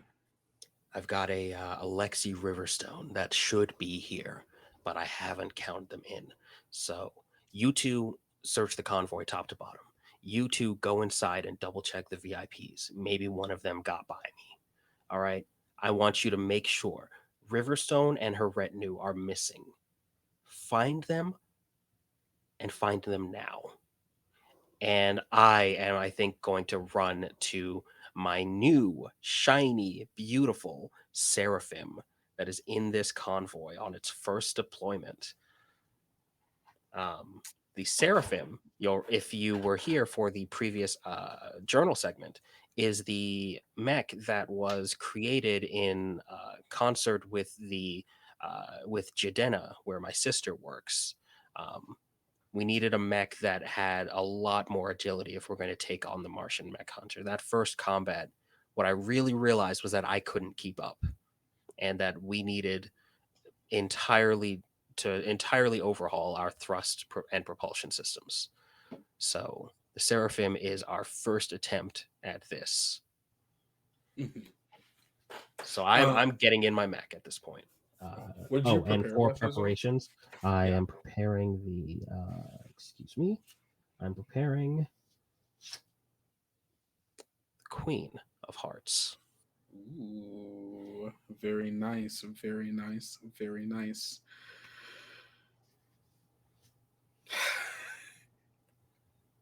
Trying to figure out how brutal I want to be here. I guess I might as well go all out, right? Yeah, just this once. Go all out. Just this once. I'm going to attack. And I think, you get in your Seraphim and you start to, you're going through, you get into your Seraphim. It comes out of the convoy. You see your guys checking the convoy. Some of you guys had gone into the actual, I guess the ship itself to check on the VIPs. Mm-hmm. And a person comes out that isn't one of your guys, and it looks like one of the VIPs from earlier. It is me. But of course, you've never seen my face before, so you wouldn't know. Yeah, I just see somebody who looks like a doctor. And I'm like, please return to the ship. Like just over comms, like not even looking at you. Please return to the ship. We're waiting on one more person in the retinue, and then we'll be launching shortly. And then that is when you see me take a sharp turn, and I just book it down towards the end of the warehouse, and the ship explodes. And I'm going to attack with the King of Diamonds. Wow. Is that that's a different... Oh, you'd preferred a queen earlier. I did. And I'm going to combo it in a sequence with the queen. Oh my god. Okay. Thus making the total number 24, I believe, because that'd be... Actually, hold on, wait. Let me make sure my math is right here. 24. The queen is 12, king is 13, 25. 25. Yes. Wow. Okay.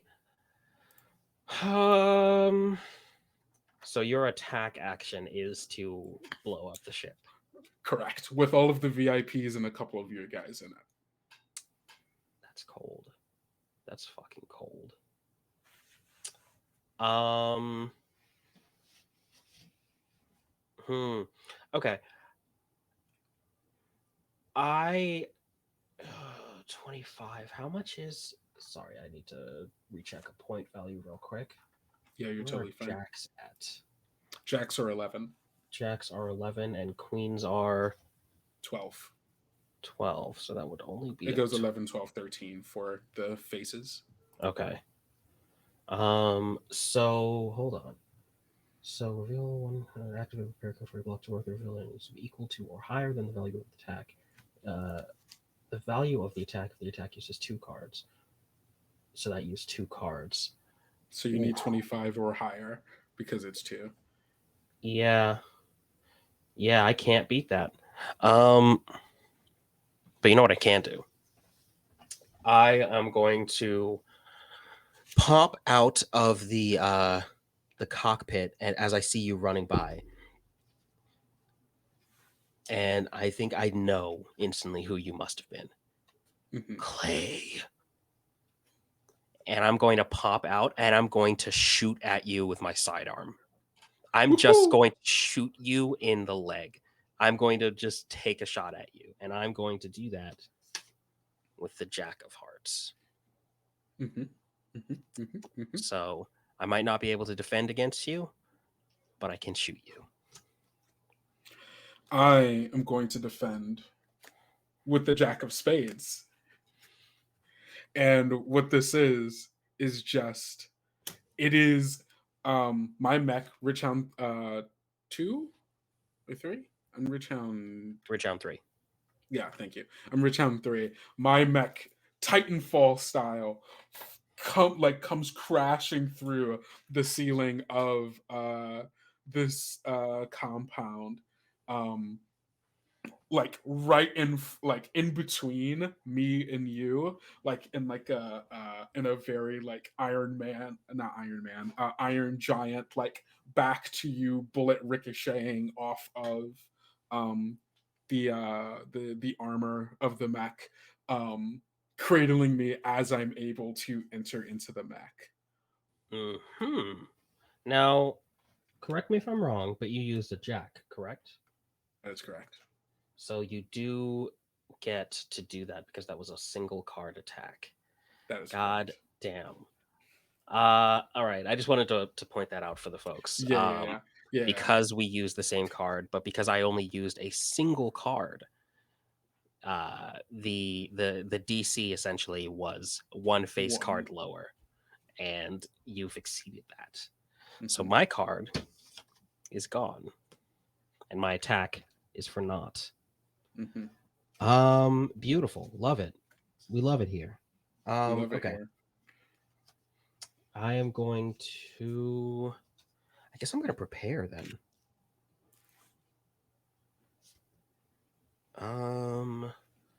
I just want to review the sequence thing one more time. If I remember Totally fine. correctly, the sequence. What have we decided? That you can do sequence of the same. Yeah, you can do same or different suits, but they have to be prepared and Yeah. then yeah. Excuse Okay. me. So I'm going to prepare the Jack of Diamonds. Ooh, I see you over there with your Jack Queen combo waiting for me. Yes. So when I see your mech come down, I know like I'm not gonna get. I've taken a couple shots at you. They've all missed, and God damn it! God damn it! God damn it! I'm gonna get into the cockpit and just begin the boot up sequence, calling out on comms to the remaining men. Triage the VIPs, save who you can, get the rest in stasis if they're still breathing. We're going to get some of them out of here. Most are lost. And for the love of God, we need to tighten our security protocols. Whoever leaked this is going to die. Get on it. And What move of this is yours? Oh, this this is a was the preparation. prepare. Yeah. This is my mech is like in the process of standing up as I get that out. Yeah. Awesome. Give me 1 second. I'm checking something.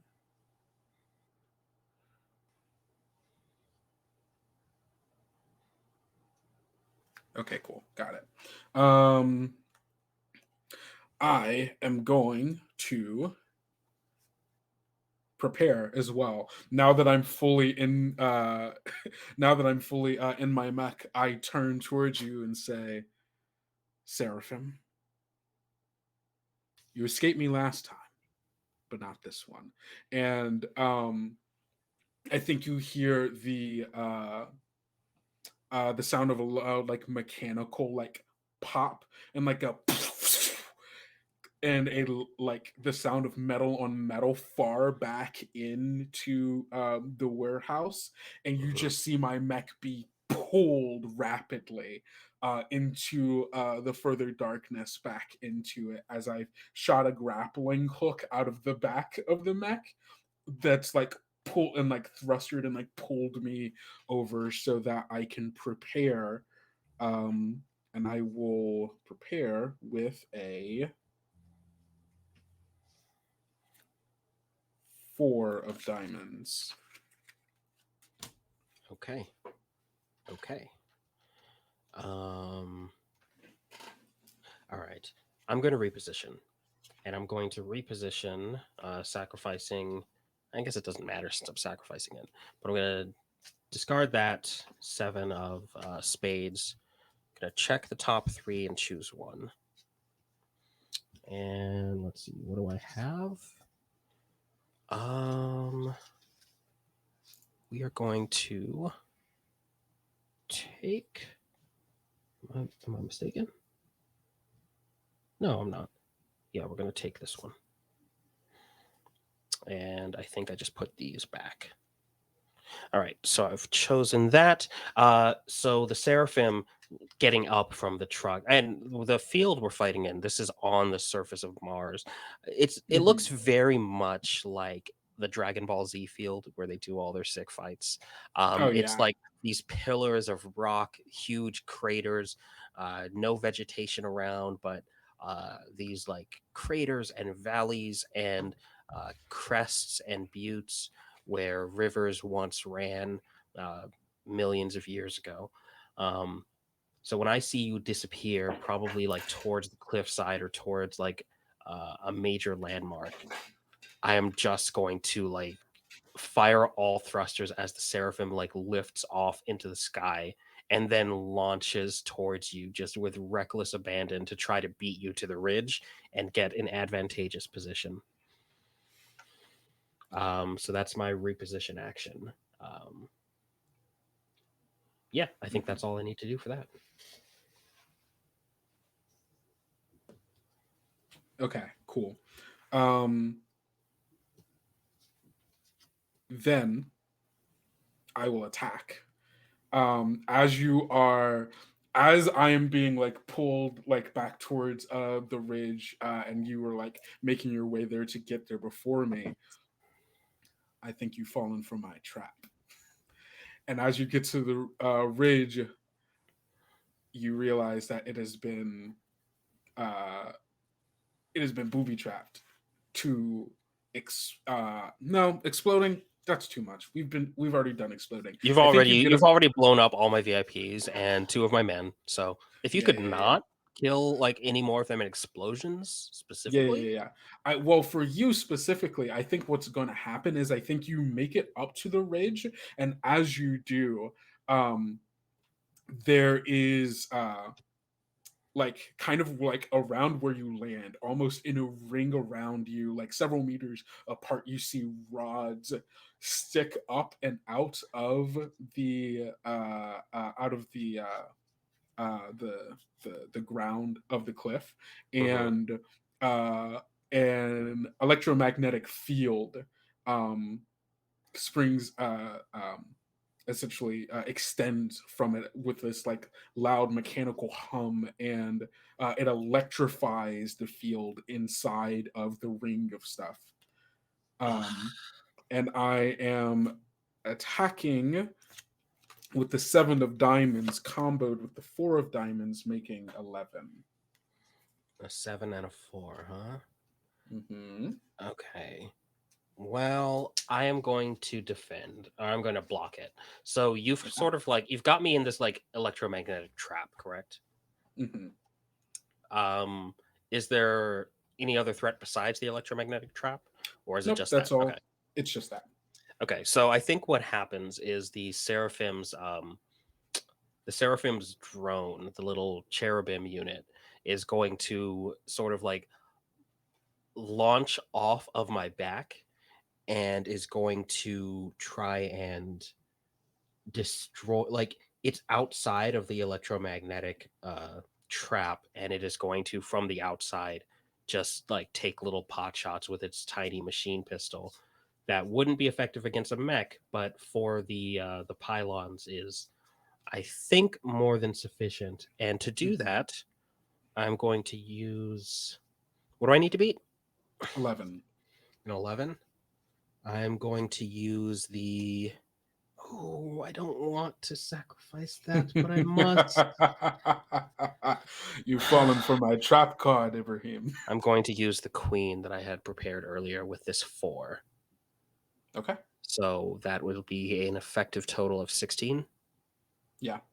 Yeah. To be fair, if you already had something prepared, you don't also in addition have to play a card, I don't think. I think if you Oh, want to okay. defend, Yeah, you okay. can you can just use one of the cards that are on that are Oh, prepared if you would like. gotcha. I don't think that actually changes Just it. so that you don't have to use more Give 2 cards than cards. yeah. Yeah, I think I'll perhaps I'll just use the jack then. Or Okay. excuse me, the Yeah. queen. Because I have this is Okay. what I got.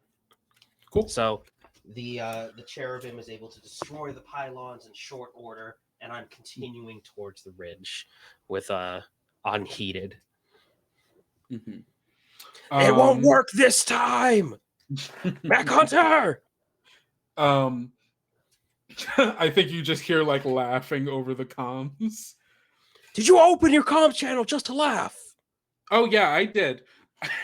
um, and I think I think I keep like I don't change position. Like I'm still like heading towards the ridge, and as I'm being as I am pulled up and like thrust over the edge of the ridge, like over you, I pull out my extendable like like vibra axe is essentially what it is. God, um yeah. and then just like come down head just like essentially trying to cleave you in two, and I'm going to attack with the 5 of diamonds.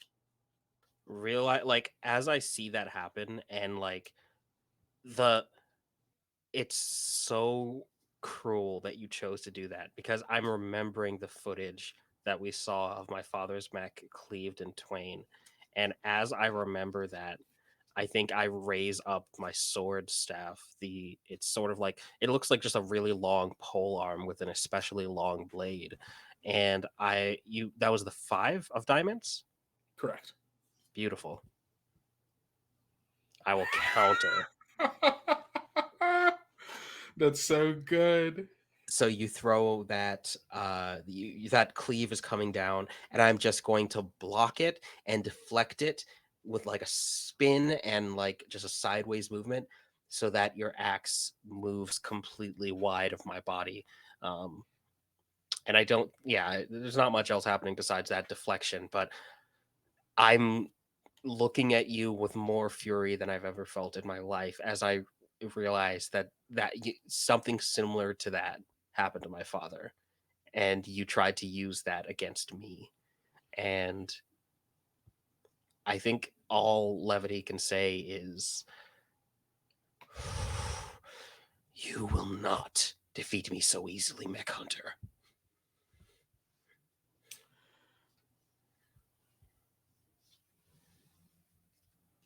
Give me 1 second. I'm checking.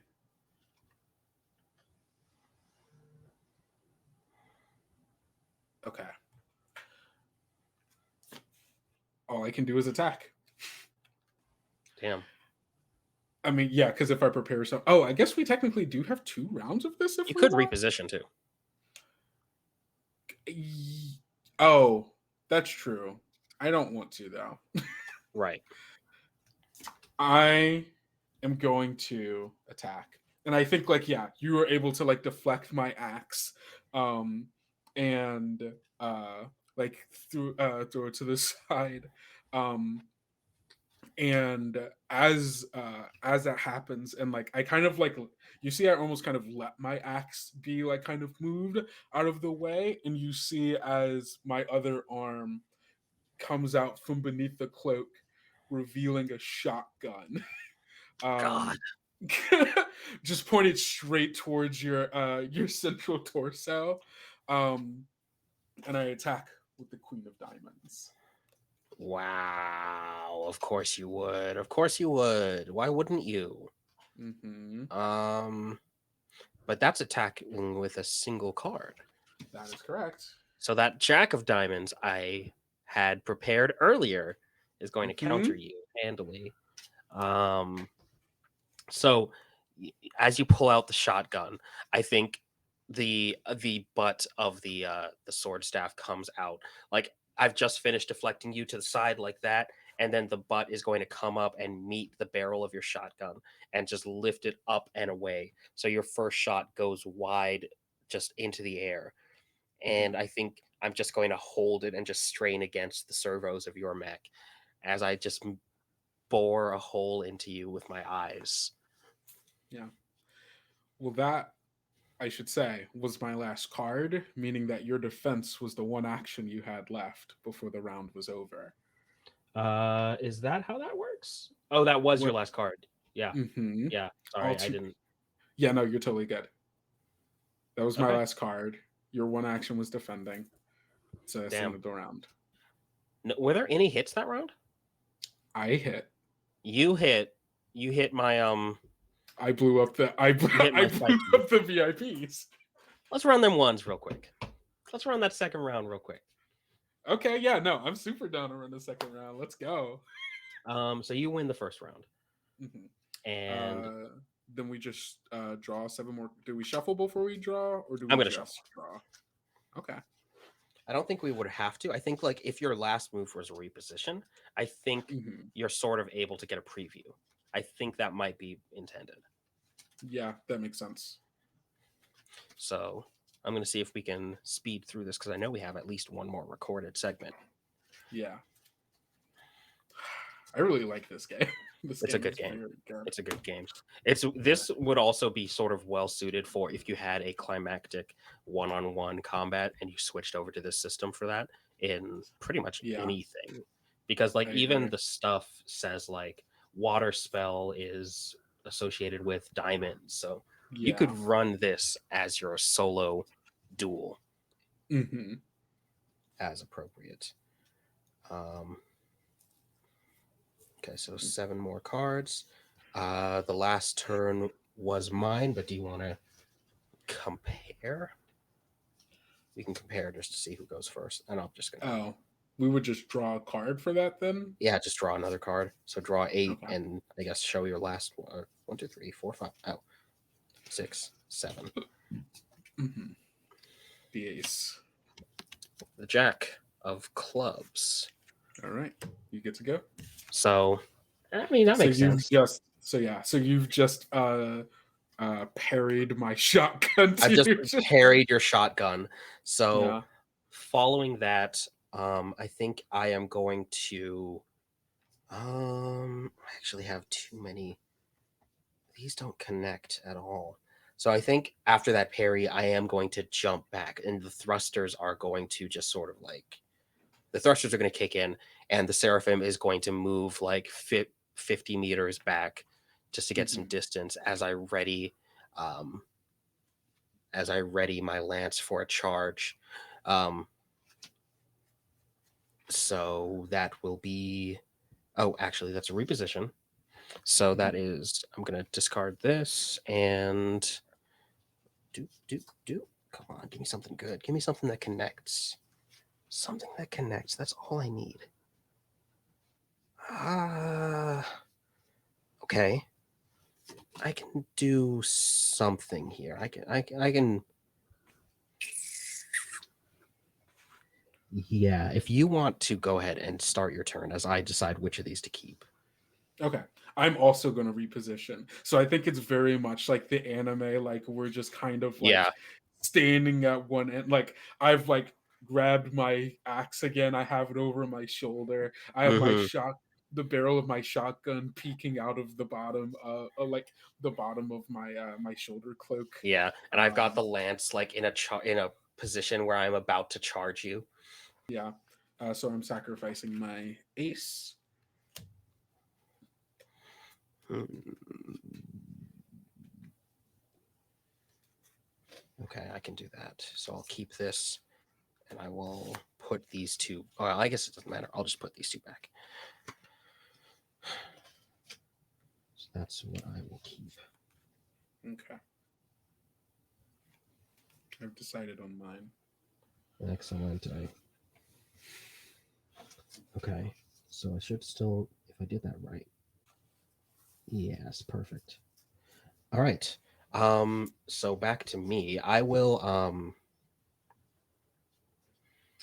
I think that I'm really hesitant to go first after what you've just done and just still being shaken up, like imagining I'm getting flashbacks and visions of my father. And we don't have much footage, but we do have after the fact satellite footage that shows the Stargazer split in two on Earth. So I think that's just flashing through my head here as I'm poised to attack. I am hesitating as I think about what you've done, and I think I'm just going to like overcome say to you, you have no idea who I am or what you've taken from me. My father Flick Stratus was in the Stargazer that you killed on Earth, that you turned into a memorial. You took everything from us. We were children and you took everything from us and you turned our father's body, our father's own unit, into some sick memorial? And I will just prepare an action. Very nice. I'm also going to prepare. I think as you do that, like I'm just like still like running, like in my cockpit, I'm just like running calculations, reading through stuff, looking Mhm. at like various Still anime. various, yeah, still very anime. Like I'm literally watching. I think from like what this would look like if this were an anime, and like it were looking at it from my perspective, it would be like the bat like camera up behind me looking down at like this long stretch of land here, uh and it's like a bunch of like false like holograms of like all of the different moves you could be making and like all of Mhm. the different things, and then just like me standing there like trying to figure out, okay, which one of these is the most probable.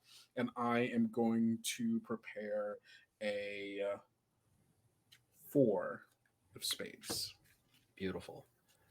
I think one of the screens that comes up as you're running your simulations, as I mention the place of my father's death and which mech specifically it was, I think a video feed of that combat might pull up as your engine just goes previous combat. Um, Mhm. so you might have one window that's dedicated to that.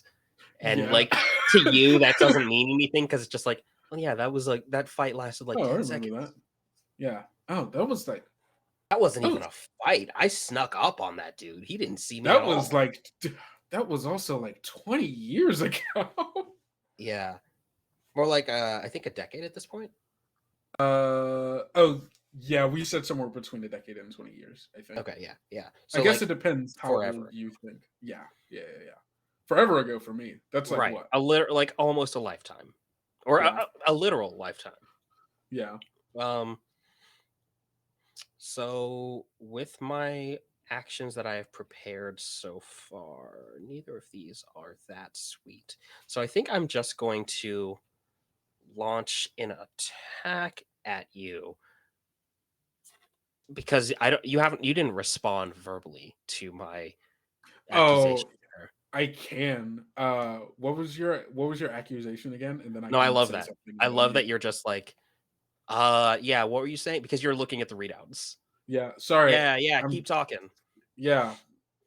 I killed who? You die today, Clay. And I will just charge at you with the jack here.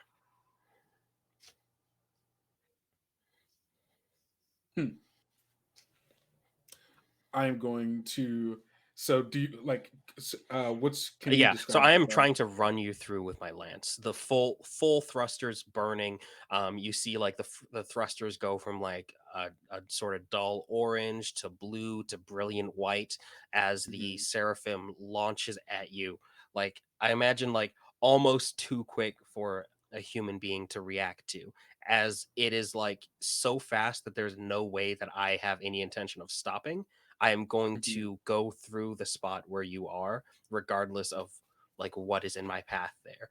The spear like launch just extended out in front of me, probably like extending like 10 meters from my body, just Mhm. like fully like go full sending this Yeah. stab.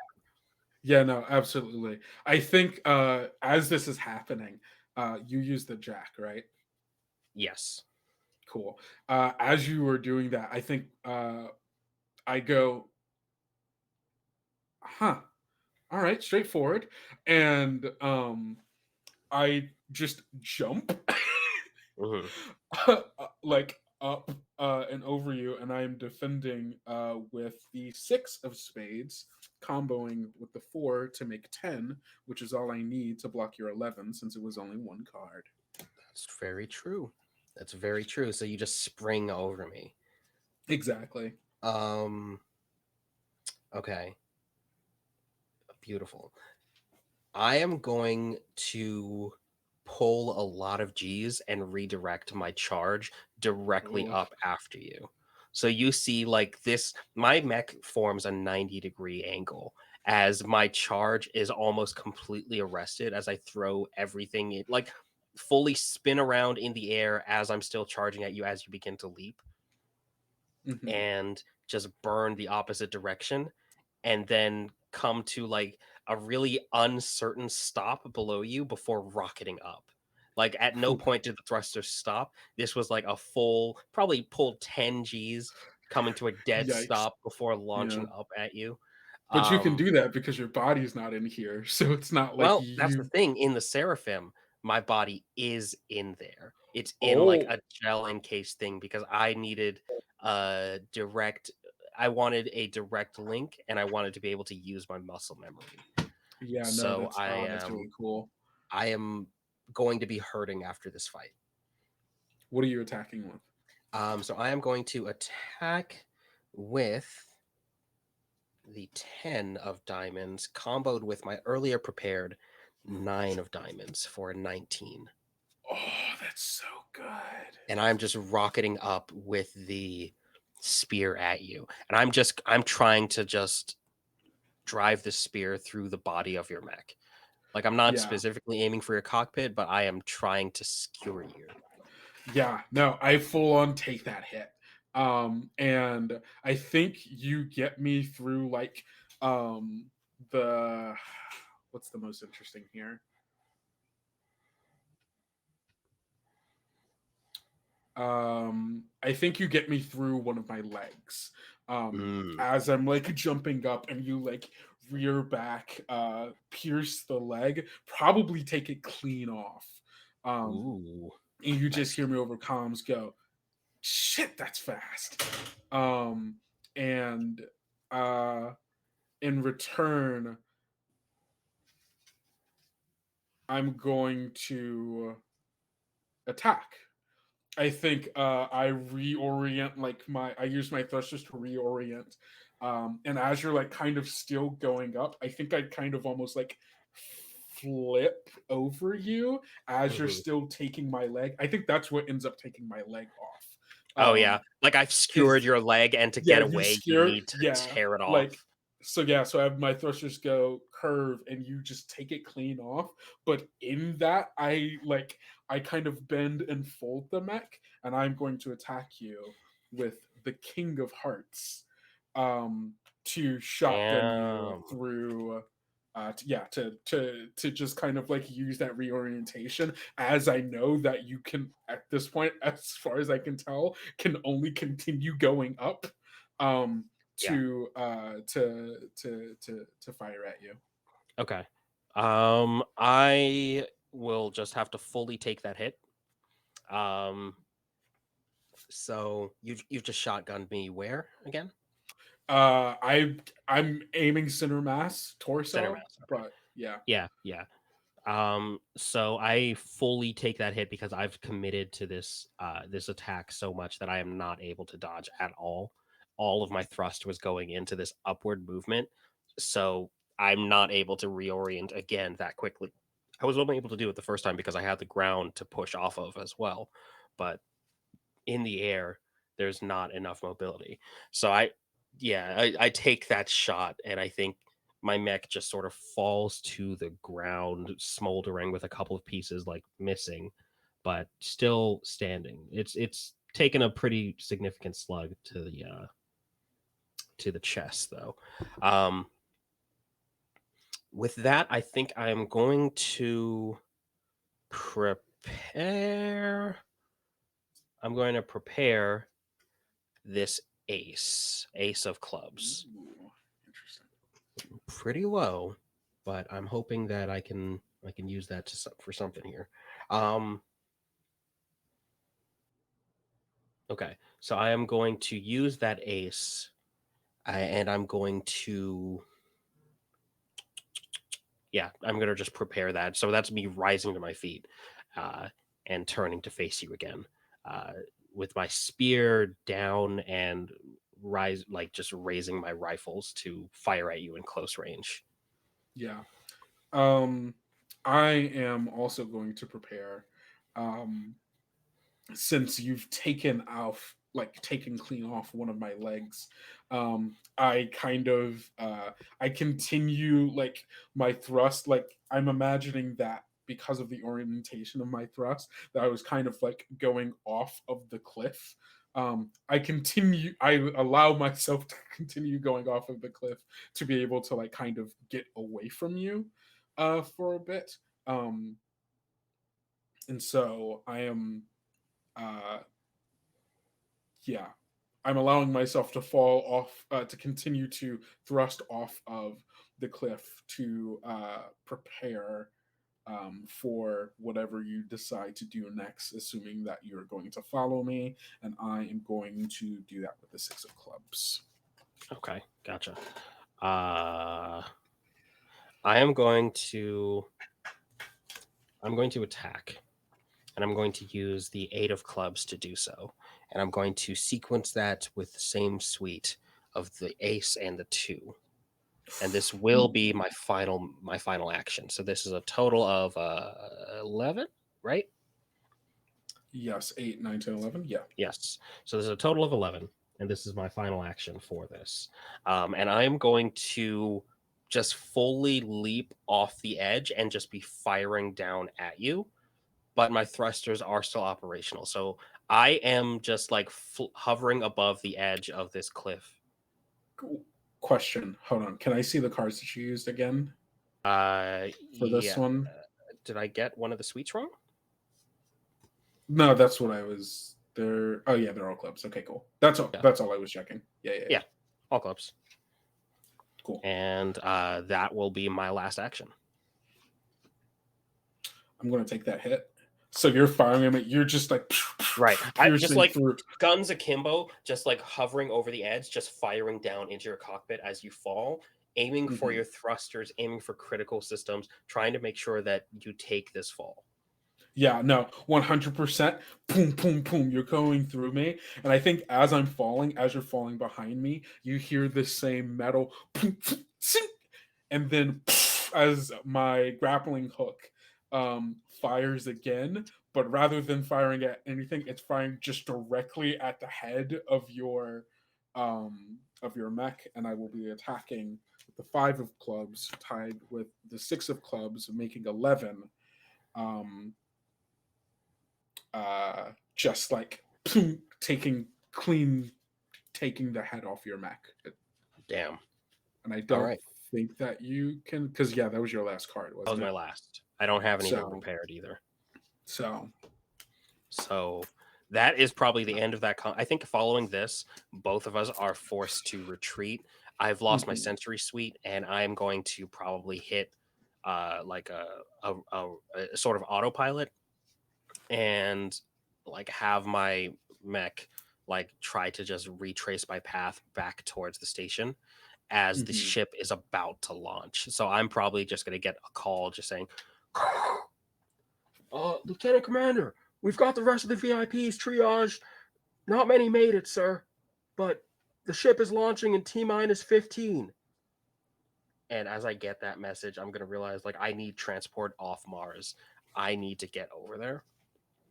Mhm. And I'm going to like, you've taken my head. We're both still like falling, but at I imagine you also have like thrusters on at this point. So like Yeah, we're to both try to like stop the falling at a fall. slower rate, but we are still falling. Yeah. My mech is going, I'm just going to say like, copy that. I'll be returning shortly. Don't hold, I'll make it. And to you, I'll just say, this fight isn't over, Clay. Far from it. Ugh. You're better than I thought, kid. But I'll kill you one day. And I don't respond to that. I think I just rocket off again. A little bit like robotic because I don't have like visual sensors, but I'm retracing my path back towards the ship. Yeah. And I Doing it think manually. I with the remaining thrusters I'm able to, it's a hard landing, but it's not nearly as bad as it would be had you been able to take out like all of my thrusters. Mhm. Um and like I'm just kind of, my mech is like laying there in a pile at the foot of this cliff, and I and I eject out of it, um, climbing out, staring off into the distance that you're running. That your Probably mech see is the just ship like, launch as well. yeah, I think and I think I don't actually get out of my mech. I think I just latch the Seraphim onto the side of the departing ship.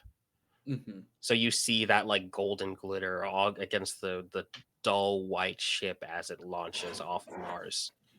yeah, God, so good. Yeah. So now we tally. Now we tally. What you got? So I have 2 hits. My hits are both sequences of matching suites, which are worth 3 points. So you have 6 in total. I have I 6 in total. have I have 3 from a sequence with matching a sequence with matching suits. Hmm. 1 from this, which is 4, and then I have a sequence with different suits, which are 2. So I have 5. Gotcha. Okay, so 6 to 5. The You first win. one, what was the first one? What do you mean? The first round that we did. Oh, that was this. This is the one from the first round. Oh, okay. So total, summing all of it.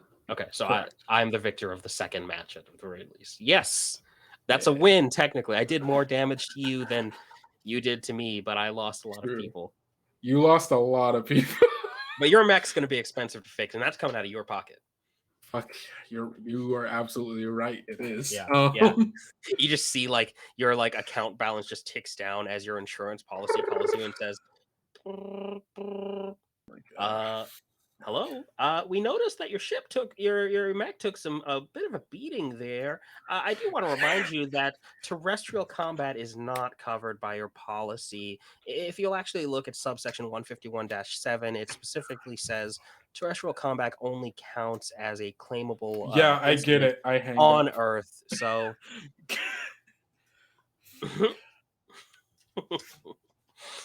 Beautiful. All right. Winning player can decide either to inflict a loss or recover from a loss. I'm going to inflict a loss. Oof. All right, makes sense. And I'm going to say that I took your rating down to 4 stars, and I took about like, I don't know, whatever the cost of a new mech is, like 100,000 credits out of your account. Mm-hmm. So that's that one. God, the second one was me. What was taken or recovered? Hmm. My reputation. Or my flawless reputation. I still like completed that mission and like as pretty well, I feel, but like the actual like emotional damage of and Yeah. like reputational damage. They're like, yeah, you did technically do the thing, but also, why didn't you kill that guy? I'm like, fuck off! I did my job. Yeah. Yeah. 100%. Yeah. Okay. So I think with that, I think we're coming upon like the last like half an hour or so that we're gonna have. I think yeah. that's a good time for us to move into our last act. Yeah. For sure. In which case, here are the letters.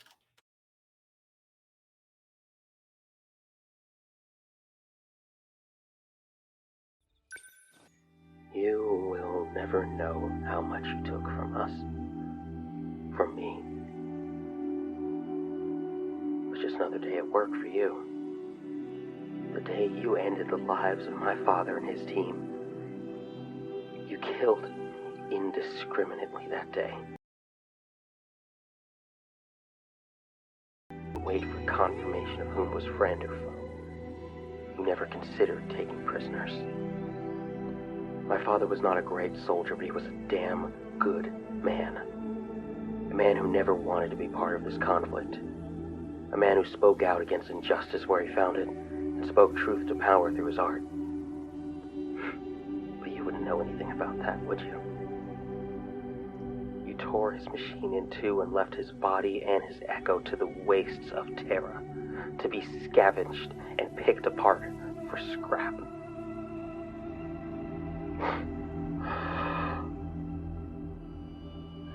You raised us alone, you know. He joined the fleet to make sure we would be cared for in the event of his passing, knowing that by doing so, he increased his odds of passing exponentially.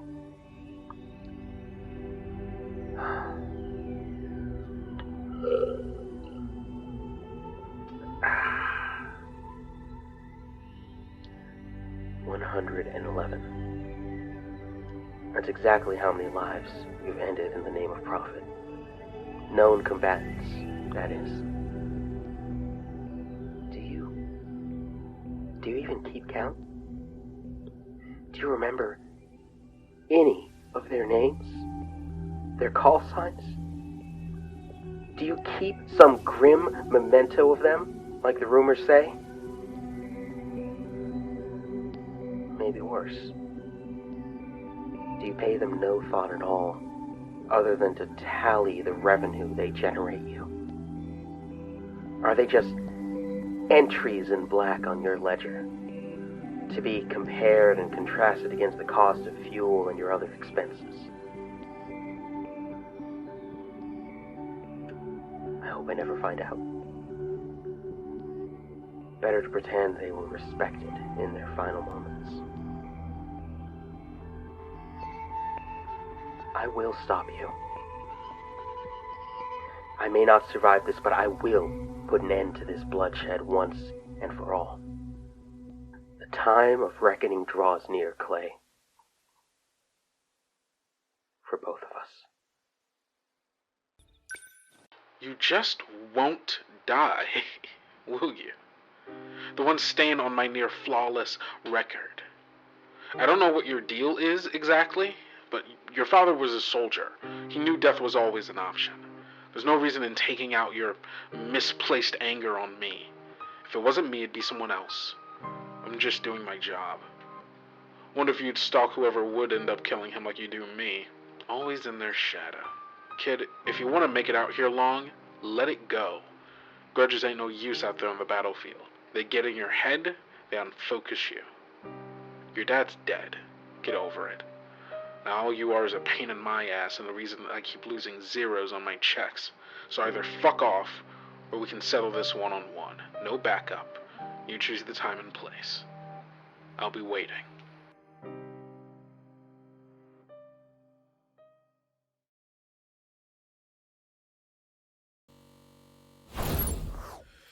And with that, it is time for our final act. We're 1-1. We're 1-1. Whoever wins this final battle is the victor. In the first History- fight, I got my butt whooped handily and lost one of my men. In the second, I at least was able to besmirch the perfect reputation of the Martian mech hunter. That's true. The history between us, my rival, drives us both forward. You've fought many times before. We've both lost too much, and now we both took too much from each other. The battles don't stop coming, and you fight relentlessly, hoping maybe this time your rival will be there, and you'll finally be able to put an end to the conflict. Or that you'll finally be given the rest you've been longing for. Maybe this time. You'll engage on multiple battles until one of you finally falls. Every battle will take its toll, and it's your duty to never forget what was lost. For too long, only those who won were allowed to tell their stories. But you're here to make sure no loss is taken for granted. We fight to win, but if we lose, make them feel it. We found each other on the battlefield again for the last time. We will shuffle our deck, draw the rules of engagement, and prepare to fight. Mm-hmm. Now, where you left us off, it gave us a sort of insight into this being the final battle, but it didn't specifically say who might have the advantage. So for That the is last true. time, Technically, I did say that you should choose the time and place, but that doesn't necessarily mean that you have the advantage. Not As at all. we've learned. Not at all. All right. Hold on, I'm shuffling. Oh, Shuffling maybe I right should. back. No, I shuffled. Okay. I'm not as good at shuffling as you, though. All right. My card is drawn. Ready? 3, 2, 1. The 9. The Jack Spades. again. Whew. All right, Beautiful. baby. You have the We upper find hand. ourselves in orbit around Luna. We can see Earth from here, that shining blue marble in space. And in orbit around Luna, we see our two pilots floating, silent, thrusters off. Only thing on is their comms. They can see each other. They've already seen each other on their radars. They knew where the other was. There's no tricks. There's no place to hide. Or at the very least, there's no pre-prepared tricks. It's just these two pilots facing off once again. Levity P. Stratus trying to avenge his father's death. And Fastidious Clay, who doesn't know who this kid is. But at their previous battle, Fastidious was able to pull up the footage of Flick Stratus's death on Earth. So at the very least, Fastidious should know on a sort of intellectual level what Levity is doing here. Levity is in the mech that he created with his sister. The sort of final rebellion, the final shout of these two children who lost their father to war. And in orbit of the moon, he's able to access the satellite that is looking down at the Victory Monument, the memorial to his father's death, where Earth celebrates their sort of first strike back against Astra. I think the comms channel is open for a long time before anyone says anything. We just sit in that tense silence until I break it and say, he didn't want to fight, you know?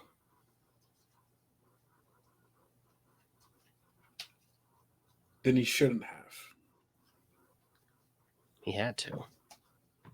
The only way to ensure that we were cared for if he should fall, if he should die, disease, or whatever else, was to make sure that he received full military benefits.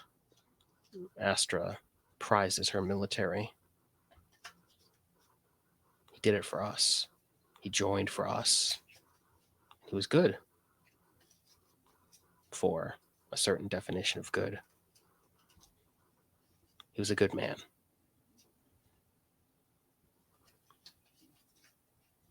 You speak a lot of had tos. Everyone makes a choice. And he There was a chose choice. to make sure his children were safe, that we were cared for, that we were fed. And it was because of his choice that he died. And it was because of your choice to kill him. And it's because of your choice that I lost the memory of him. It was your people's choice that took the memory of my parents. So don't worry. You're in good company. But it doesn't matter. They're dead, and we're here, making the choice to fight to the death. I'm tired of you following me everywhere I go.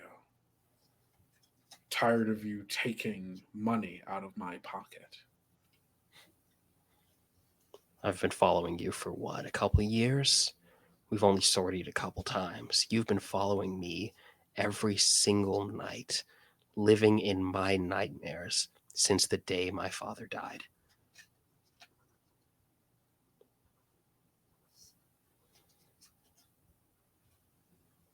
You killed my father. Prepare to die. All right. Who goes first? I will choose to allow you to go first. I will graciously give you the first turn in this battle. You sure you want to do that? I am sure. Okay. I think we stand here on Luna, in the shadow of the near destroyed Earth looming above us. The start to all of this, a conflict way larger than any of us, on a place that you chose, at a time you chose, in a place that I prepared. Mm.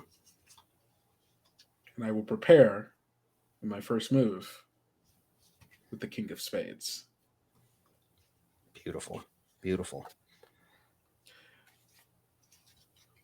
There's a trap here somewhere. And I think that what this is that this is you knowing that there's a trap. You don't know what it is yet, but you've faced me enough times. You've watched enough footage. You know there's something here to be wary of. Even though you chose the place, this place can't be safe. And I think this preparation is just us standing there with me looking over, like looking at like the data and stuff, trying to figure out what my next move is, and you knowing that there must be a move that is going to be made, but not sure what. Mm-hmm. I think I will also prepare with the 10 of Hearts. And my preparation, I think, is just going to be you're going to see like the Seraphim's engines kick in briefly to orient itself towards you, but in a way where it can look at the earth. And I think I'm going to like plant my spear in the ground, like just with the butt of it facing the moon, and not pointing the tip towards you, but just standing there, setting my feet, and you see like the drone, the little cherubim unit, sort of hovering around me, doing slow, lazy circles around the mech's head. As I wait for your trap to become evident. real Western we've got going on here. Mm-hmm. I think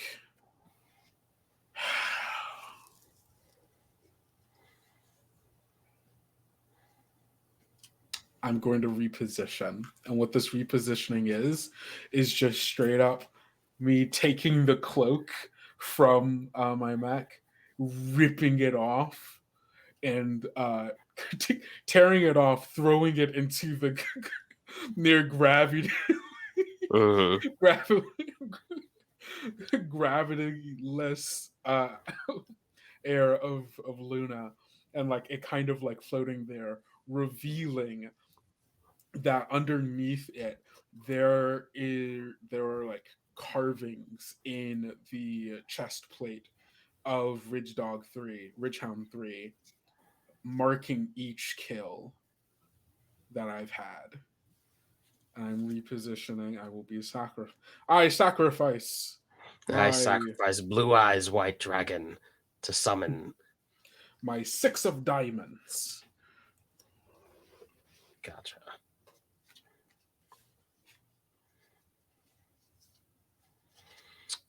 I think following that, I will also be repositioning. I think, yeah, we're just going to keep mirroring each other for the moment. So I will sacrifice. I don't have any other. Yeah, I don't have any other ones. I'll sacrifice this Ace of Spades. Mm-hmm. And I think this is going to be. I think that the armor from the armor of the seraphim begins to like open up and like sort of like unfurl and vent and reveals like the endoskeleton of the unit as I willfully drop more of my protections to get that extra little boost of speed, revealing like this spindly frame that seems to almost have like two different design philosophies: the sort of crude and like inelegant things that I contributed to the design, and the delicate and perfectly calibrated things that my sister was able to come up with and sort of spearhead on this project, and revealing the twin drives at the center of the seraphim that give it its speed and maneuverability. Let's keep you. Yeah, let's keep you. Throw the other two back. Okay.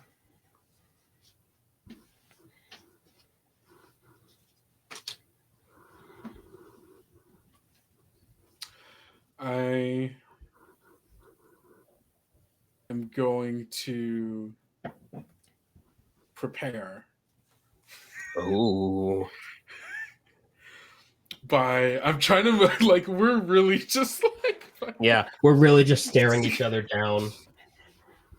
um I think this is inputting, this is me just going through all of the information, all of the possible data, trying to push this. Like I've since I've actually started doing research on you and like all your missions, and I've put all of that information into the algorithm now, so that is specified. Like at this point, the programming of it is like less accurate for literally everyone else Oh except yeah, for you. just to That has eke now those been, couple more percentage points out. and it's now, I'm gonna say, at 98% accurate Wow. Okay. as I Okay. prepare the Joker. Beautiful.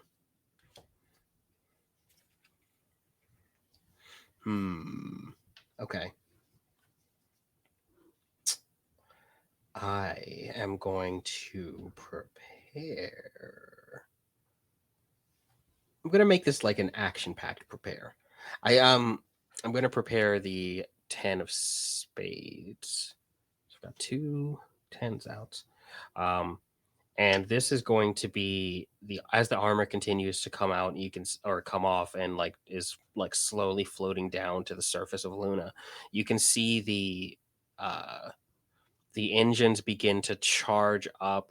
The thrusters move from that red to blue to white again, and then they seem to they stop flickering in a way, and they just hold this like steady, almost invisible thrum of power that's moving in time with the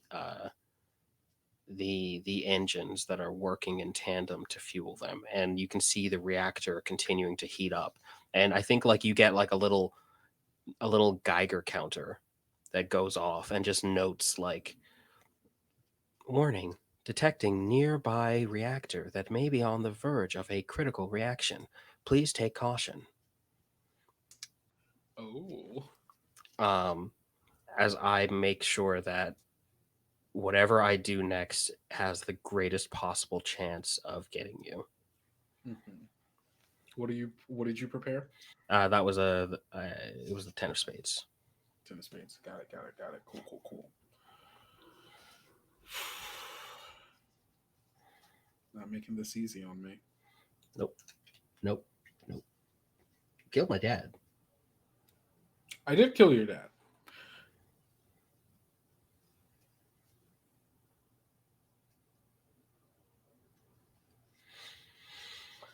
I am going to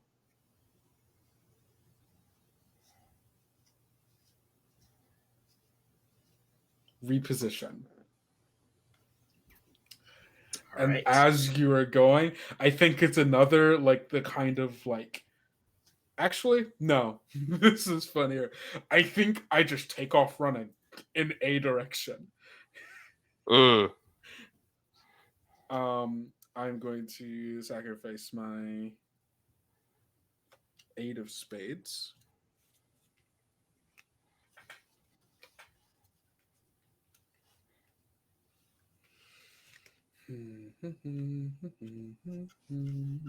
What are the rules for jokers again? Because I know you have a joker. They can assume any value or suit as part of a combo. So I imagine you're going to king that joker. You're going to hit me hard with that joker. It's possible.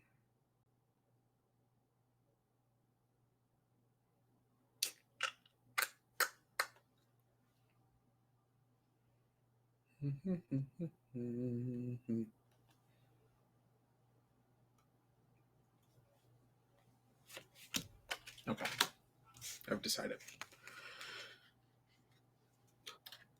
Hello? Oh, hello. It looks like Ibrahim disconnected for a second. Give us 1 second to be able to figure that out. We will be right back.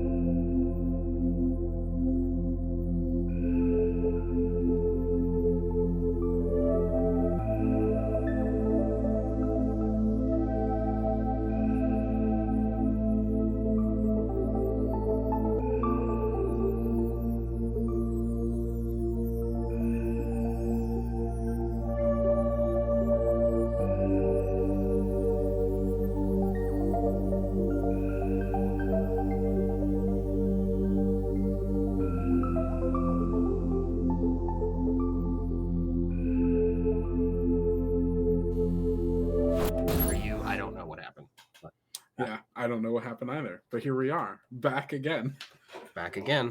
Sorry about that, folks. Yeah, sorry about that. I had some connection issues, but here we go. I selected the card that I was keeping from. Yes. Okay, cool. That was your reposition as you began to run away. Mm-hmm. So I'm going to attack you, but it's going to be my drone that attacks you, and this is going to be a little bit of a throwaway. So I'm going to attack you with the 2 of diamonds, Okay. and my drone is just going to chase you down and begin firing like little pot shots at you, trying to drive you back towards me. Got it.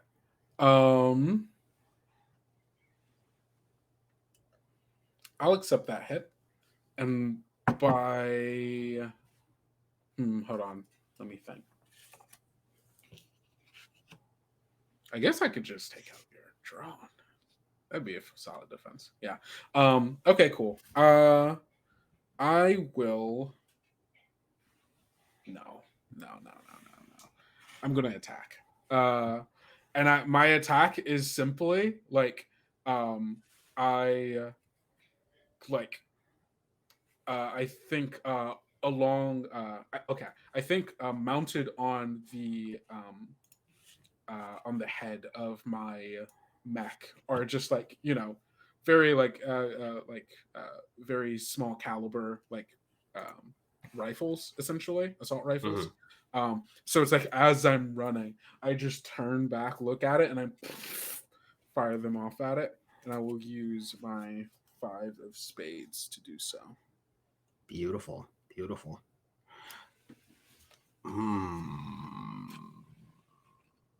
Okay. Actually, sorry, that won't be in it. Is that an attack? Am I doing that as an attack? You said you were going to take the hit and then do an attack, but it could be a defend if you wanted to use your 5 of spades to defend instead. I will use it to defend. I'll make that a defend. Okay.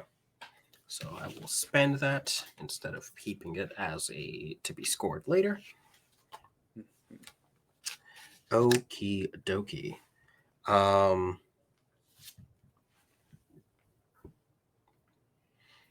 So I think that I'm going to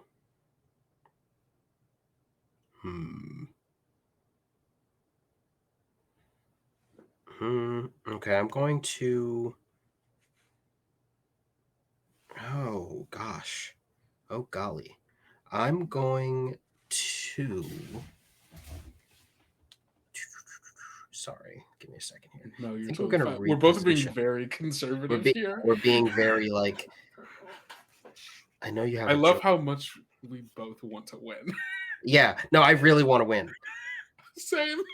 I'm gonna reposition, and I think I'm going to have to. Oh, I'm giving up a combo to do that though, but it could be a bigger combo. It could be. Think of the bigger combo. God damn it. I'm gonna sacrifice my Jack of Clubs. Ooh, that's a biggie. You must have a hell of a combo. You're probably going for that same card of all 4 seats. Let's see here. So 3, and then I get to keep. Come on, big whammy. No, I guess no whammy is the old thing.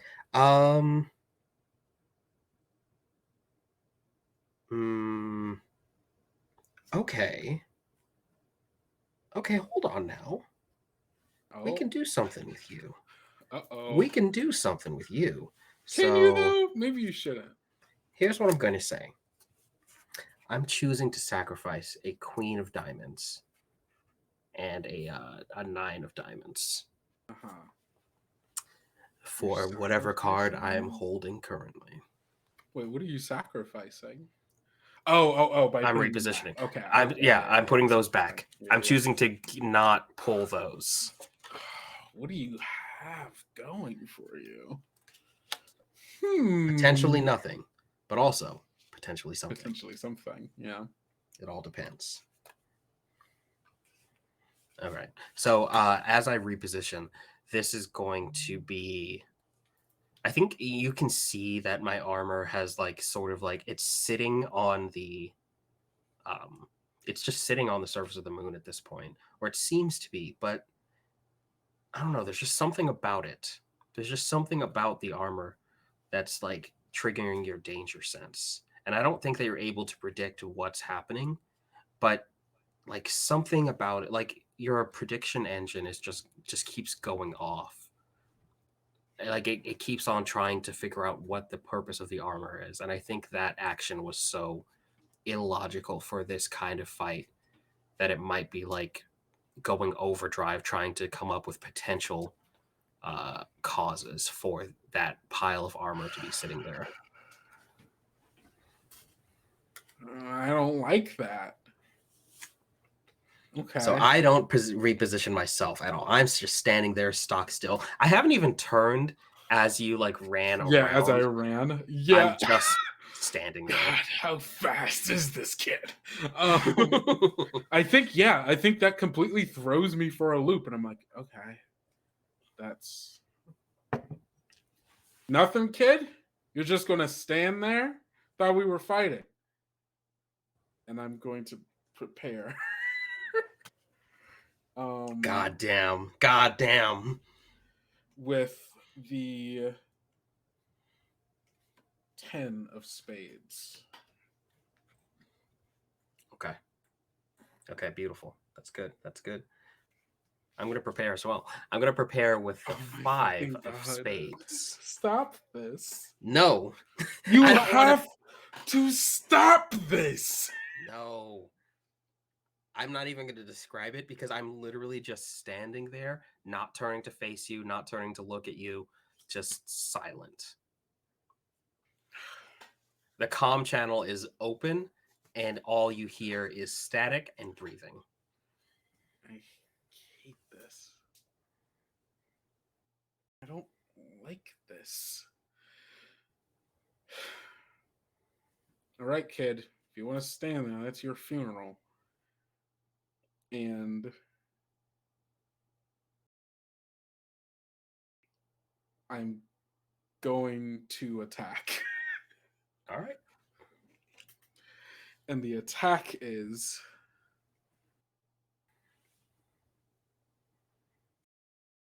Jesus. Okay. I'm trying to fit. So the thing, oh God, this is. Do I want to do this? I guess so. Yeah. Do what you must.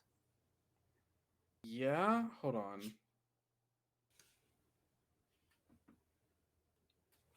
Okay. Cool. I'm going to attack with the 10 of hearts. Okay. And the Joker as the Jack of hearts, making this 21. All right. Very good. And the attack, the heart suit is an all or nothing strike. All or nothing. Emotional action.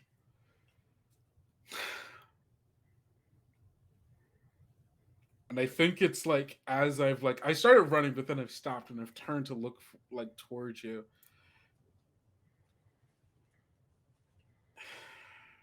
And I go,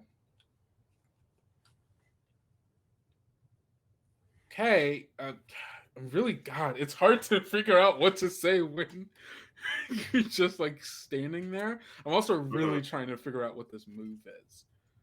Because it's fairly big with it being a 21. Actually, hold on. No, I'm going to do you one better.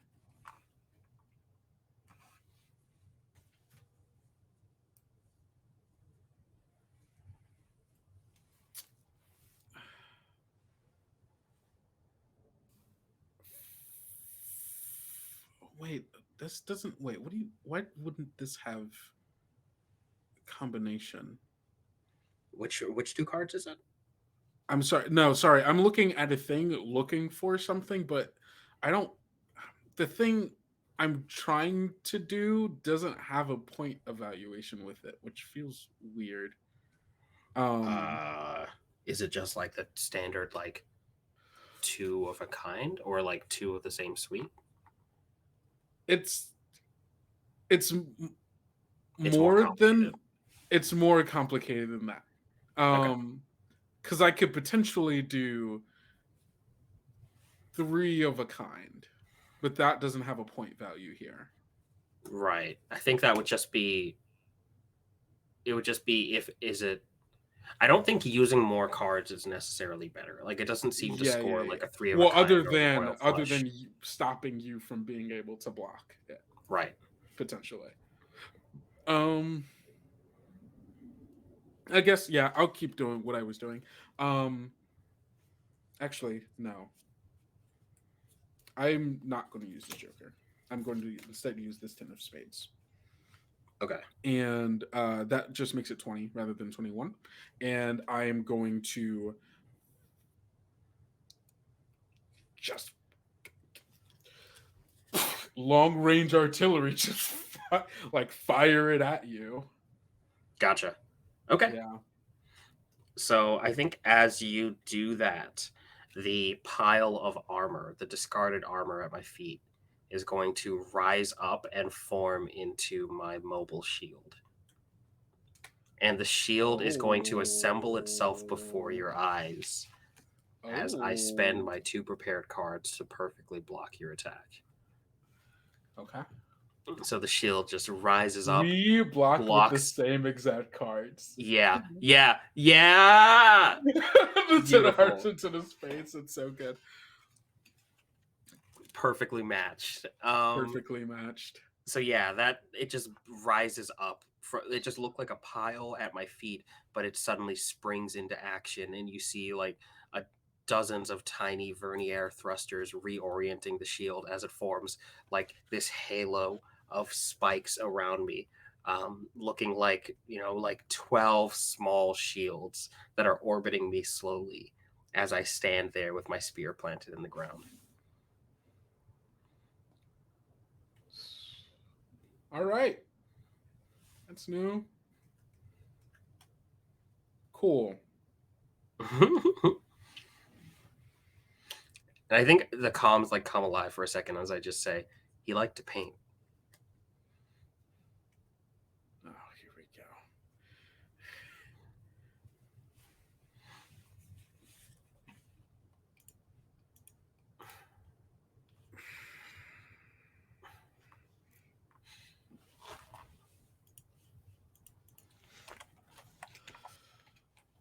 All right, kid. I was gonna save this, but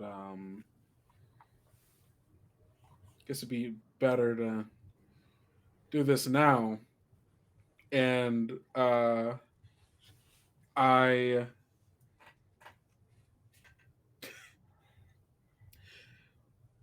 think at this point your character might realize that there was a second reason for removing the cloak from my mech, as the back begins to unfold into Ooh. a set of wings, which begins to like as like the thrusters kick on, igniting with a loud boom, like begin to like allow me to hover over the surface of Luna, and I am preparing a Jack of Clubs. Okay. I am going to attack you with a 9 of hearts. As the one of the shield bits is going to break off and like make a ramming approach at you. Or excuse me, sorry. I actually have 2 cards that look very similar. I meant to use the 6 of diamonds. So the 6 of diamonds as this shield bit breaks away from the circle to charge at you, firing what looks to be some sort of pulse laser. Doesn't look like it's going to do a crazy amount of damage, but this thing is chasing after the shots to ram you physically as well. I am going to block it with actually no, I'll let that happen. You fire off at me, and I God, I'm trying to think of ways to attack you that are interesting. Mm-hmm. Okay, you know what? No, I think at this point I just need to kind of go all out here. You need to go all out Um, this once. just this once. I book it. I start running in, and I'm going to attack you with the Jack of Clubs. Full on blunt attack, a strong action. I'm running in shotgun with I'm gonna try to fire off a few shots with the shotgun to try Mm-hmm. to like kind of push past some of this floating shield and then go at you with a strike with my axe. Okay, that was the jack, right? Correct. Okay. Then I'm going to use that earlier prepared 5 of clubs and my 6 of clubs to meet that. Okay. So you try to push past the shield bits to get this attack off, and you push past most of them, but they move like water around you to reform. The ones that you push out of the way, coming and stacking themselves at the top of the pile to continue to block your attack as your arm rises up and comes down. And they just push against you with enough thrust to deflect and move themselves back out of the way. They don't block your attack directly so much as they redirect it. Yeah. I am. So, yeah, you redirect my attack. And now I am going to attack with the King of Clubs. I am activating my trap card, the Joker, to be the Queen of Clubs, making the total attack 25, I believe. Wow. 13 plus 12? Yeah, 25. 13 plus 12, yeah, 25. And this attack is they move like water around me, but I continue to push past and I go to just grapple you. Okay. Yeah. No, I'm fully grappled. I have no response to this attack other than to like the shield bits are unable to help me. They're just hovering around me kind of uselessly as you grapple me and just that is my I'm last grappled. card as well. Is it really? That it is. Okay. So you have one move. I have one move.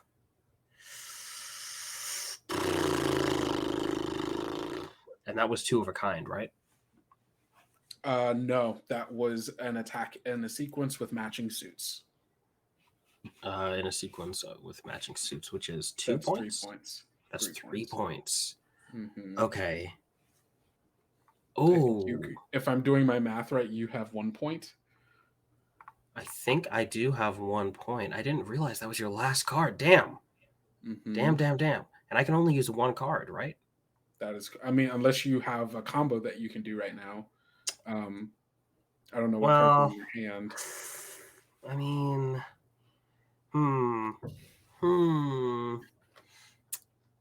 with a sequence of matching suits. I think right now, sequence of different suits. Yeah, you would have to either do a sequence of different suits or a sequence of matching suits, assuming that you don't have all 4 cards of the same suit or of the different suits in order to win. If you do the sequence of different suits, you can tie the Joker. I can't win. That's what's frustrating. I can only tie us up by making this. I guess I can make it anything because it doesn't. You could make it anything. You can win with that. How you would just have to make it an 8 of hearts. If I make it an 8 of hearts, that gives me 2 points. No. No, matching suits. Yeah. Damn. Okay, yeah. I thought that I needed. I don't know what I thought. Okay, well, I will. Well, thank you for letting me know. I will make that into Make it into a 10 of hearts. 1 up. I don't get an action, I don't believe. What is your attack? So you bear hug me, and I think what happens is the shield bits that had been circling us, seemingly like at a loss for what to do, point inwards with their inner point, and they all seem to retract and then close around us like a vice grip, bisecting both of our mechs, but centering on your cockpit. Yeah. I guess I have a question. Are we Yeah. doing a second round, or is just this round? Well, it's already... It is late. It's late. It's late. I don't know. I'll leave it to you. Do you get to resolve this? So I do get to if you resolve want this. your pilot to survive, you could probably do that. I'll allow it. A victory is all I'm really asking. No. If you win, I'm dead. That's what Okay. that means. Okay. Well, There's a part of me that really doesn't want to lose. there is a part that doesn't want to lose. Would you want to do one draw to decide if we tie this up, or What would the one draw be? it would just be shuffle your deck, draw Okay. one card. Okay. Well, so here's the thing. We don't have to draw this either, because, I mean, like, I don't want to lose, but that doesn't mean I shouldn't lose, right? I'm not like a sore loser. No, for sure. But usually we would have 2 rounds. Correct. So usually you would have an opportunity to tie this up, because my point total is 4 and your point total is 3. So literally one successful attack and you would have tied it up. Okay. Yeah. So to allow you that chance to tie it up. How many cards do you have in your hand? I had 1 more after that combo. Okay. I'm just trying to find the quickest way to end this in a way that feels the most fair, or maybe I should just accept this loss. It was a 7. I don't know if that helps. No, that doesn't. Because I don't have it. Yeah, you don't have any more cards. I mean, I have a card prepared, but as soon as this is done, I lose it. Your prepared card goes to the grave. Yeah. I think this is the ending. Yeah. And I think that we don't get to find out who survives. We should. Because I think that this steel trap closing in on the 2 pilots and the voice of I think the final words that the camera is able to hear before we cut to black is as the creaking of metal sounds, and as we see Serotonin redeemed a stretch. So as we see this like metal flower close around our mechs, and as the screeching of metal and carbon fiber and all of the hydraulics popping at the seams goes on, the last thing we hear is Levity just talking about his father and just talking about his father's art. And he says, like, you know, he was never that much of a warrior. He was just a good test taker. His real passion was his children and his art. He used to make these synth hollow sculptures. Do you have synth hollow sculptures?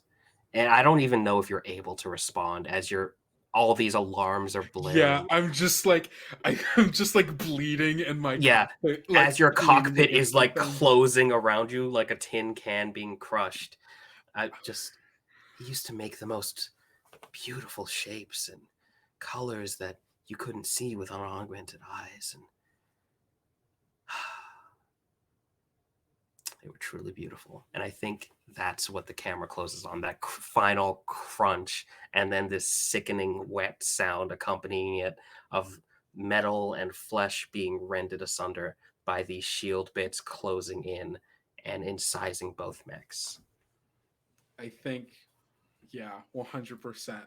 The camera like fades to black as the 2 of them are crunched together, this sickening sound. And I think over that blackness, there's just one last word from Fastidious over comms. Her last words before she dies. Shut the hell up, kid. And that's that. Holy. These mechs embracing each other as they are crushed into one solid shape. Yeah.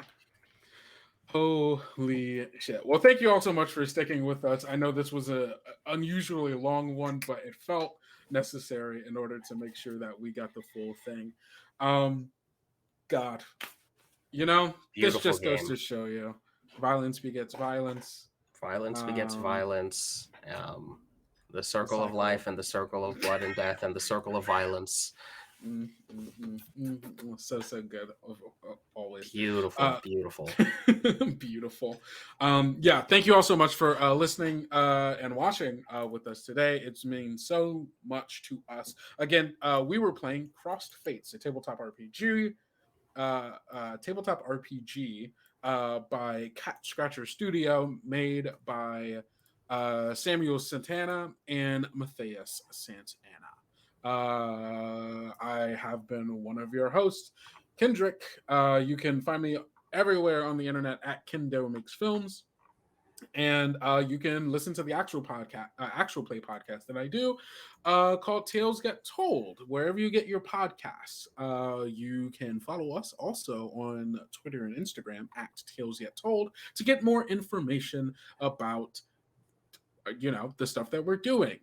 We release episodes every other Wednesday, and right now we're kind of ramping up to our very fun and weird pirate game, playing the Rapscallion RPG in a campaign titled Whispers?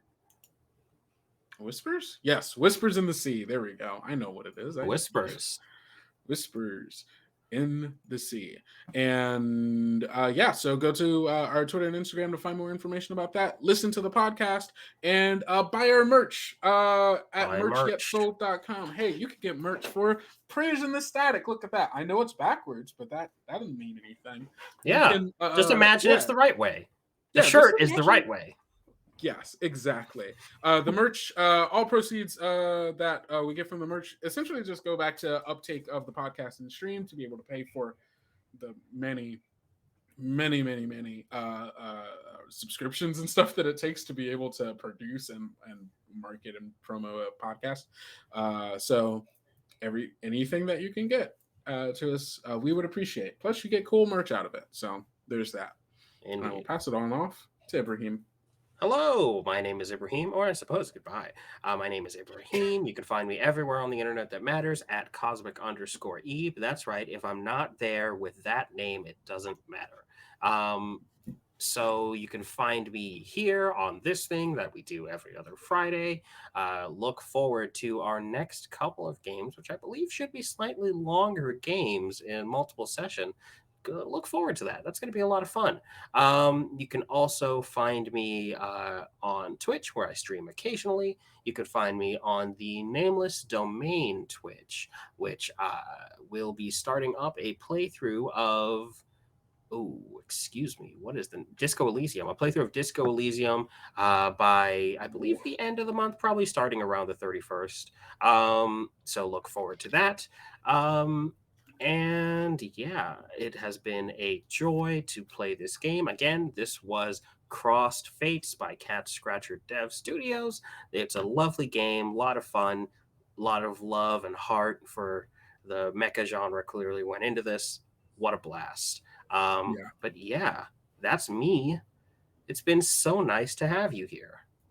Absolutely. And before we go, don't forget to get enough...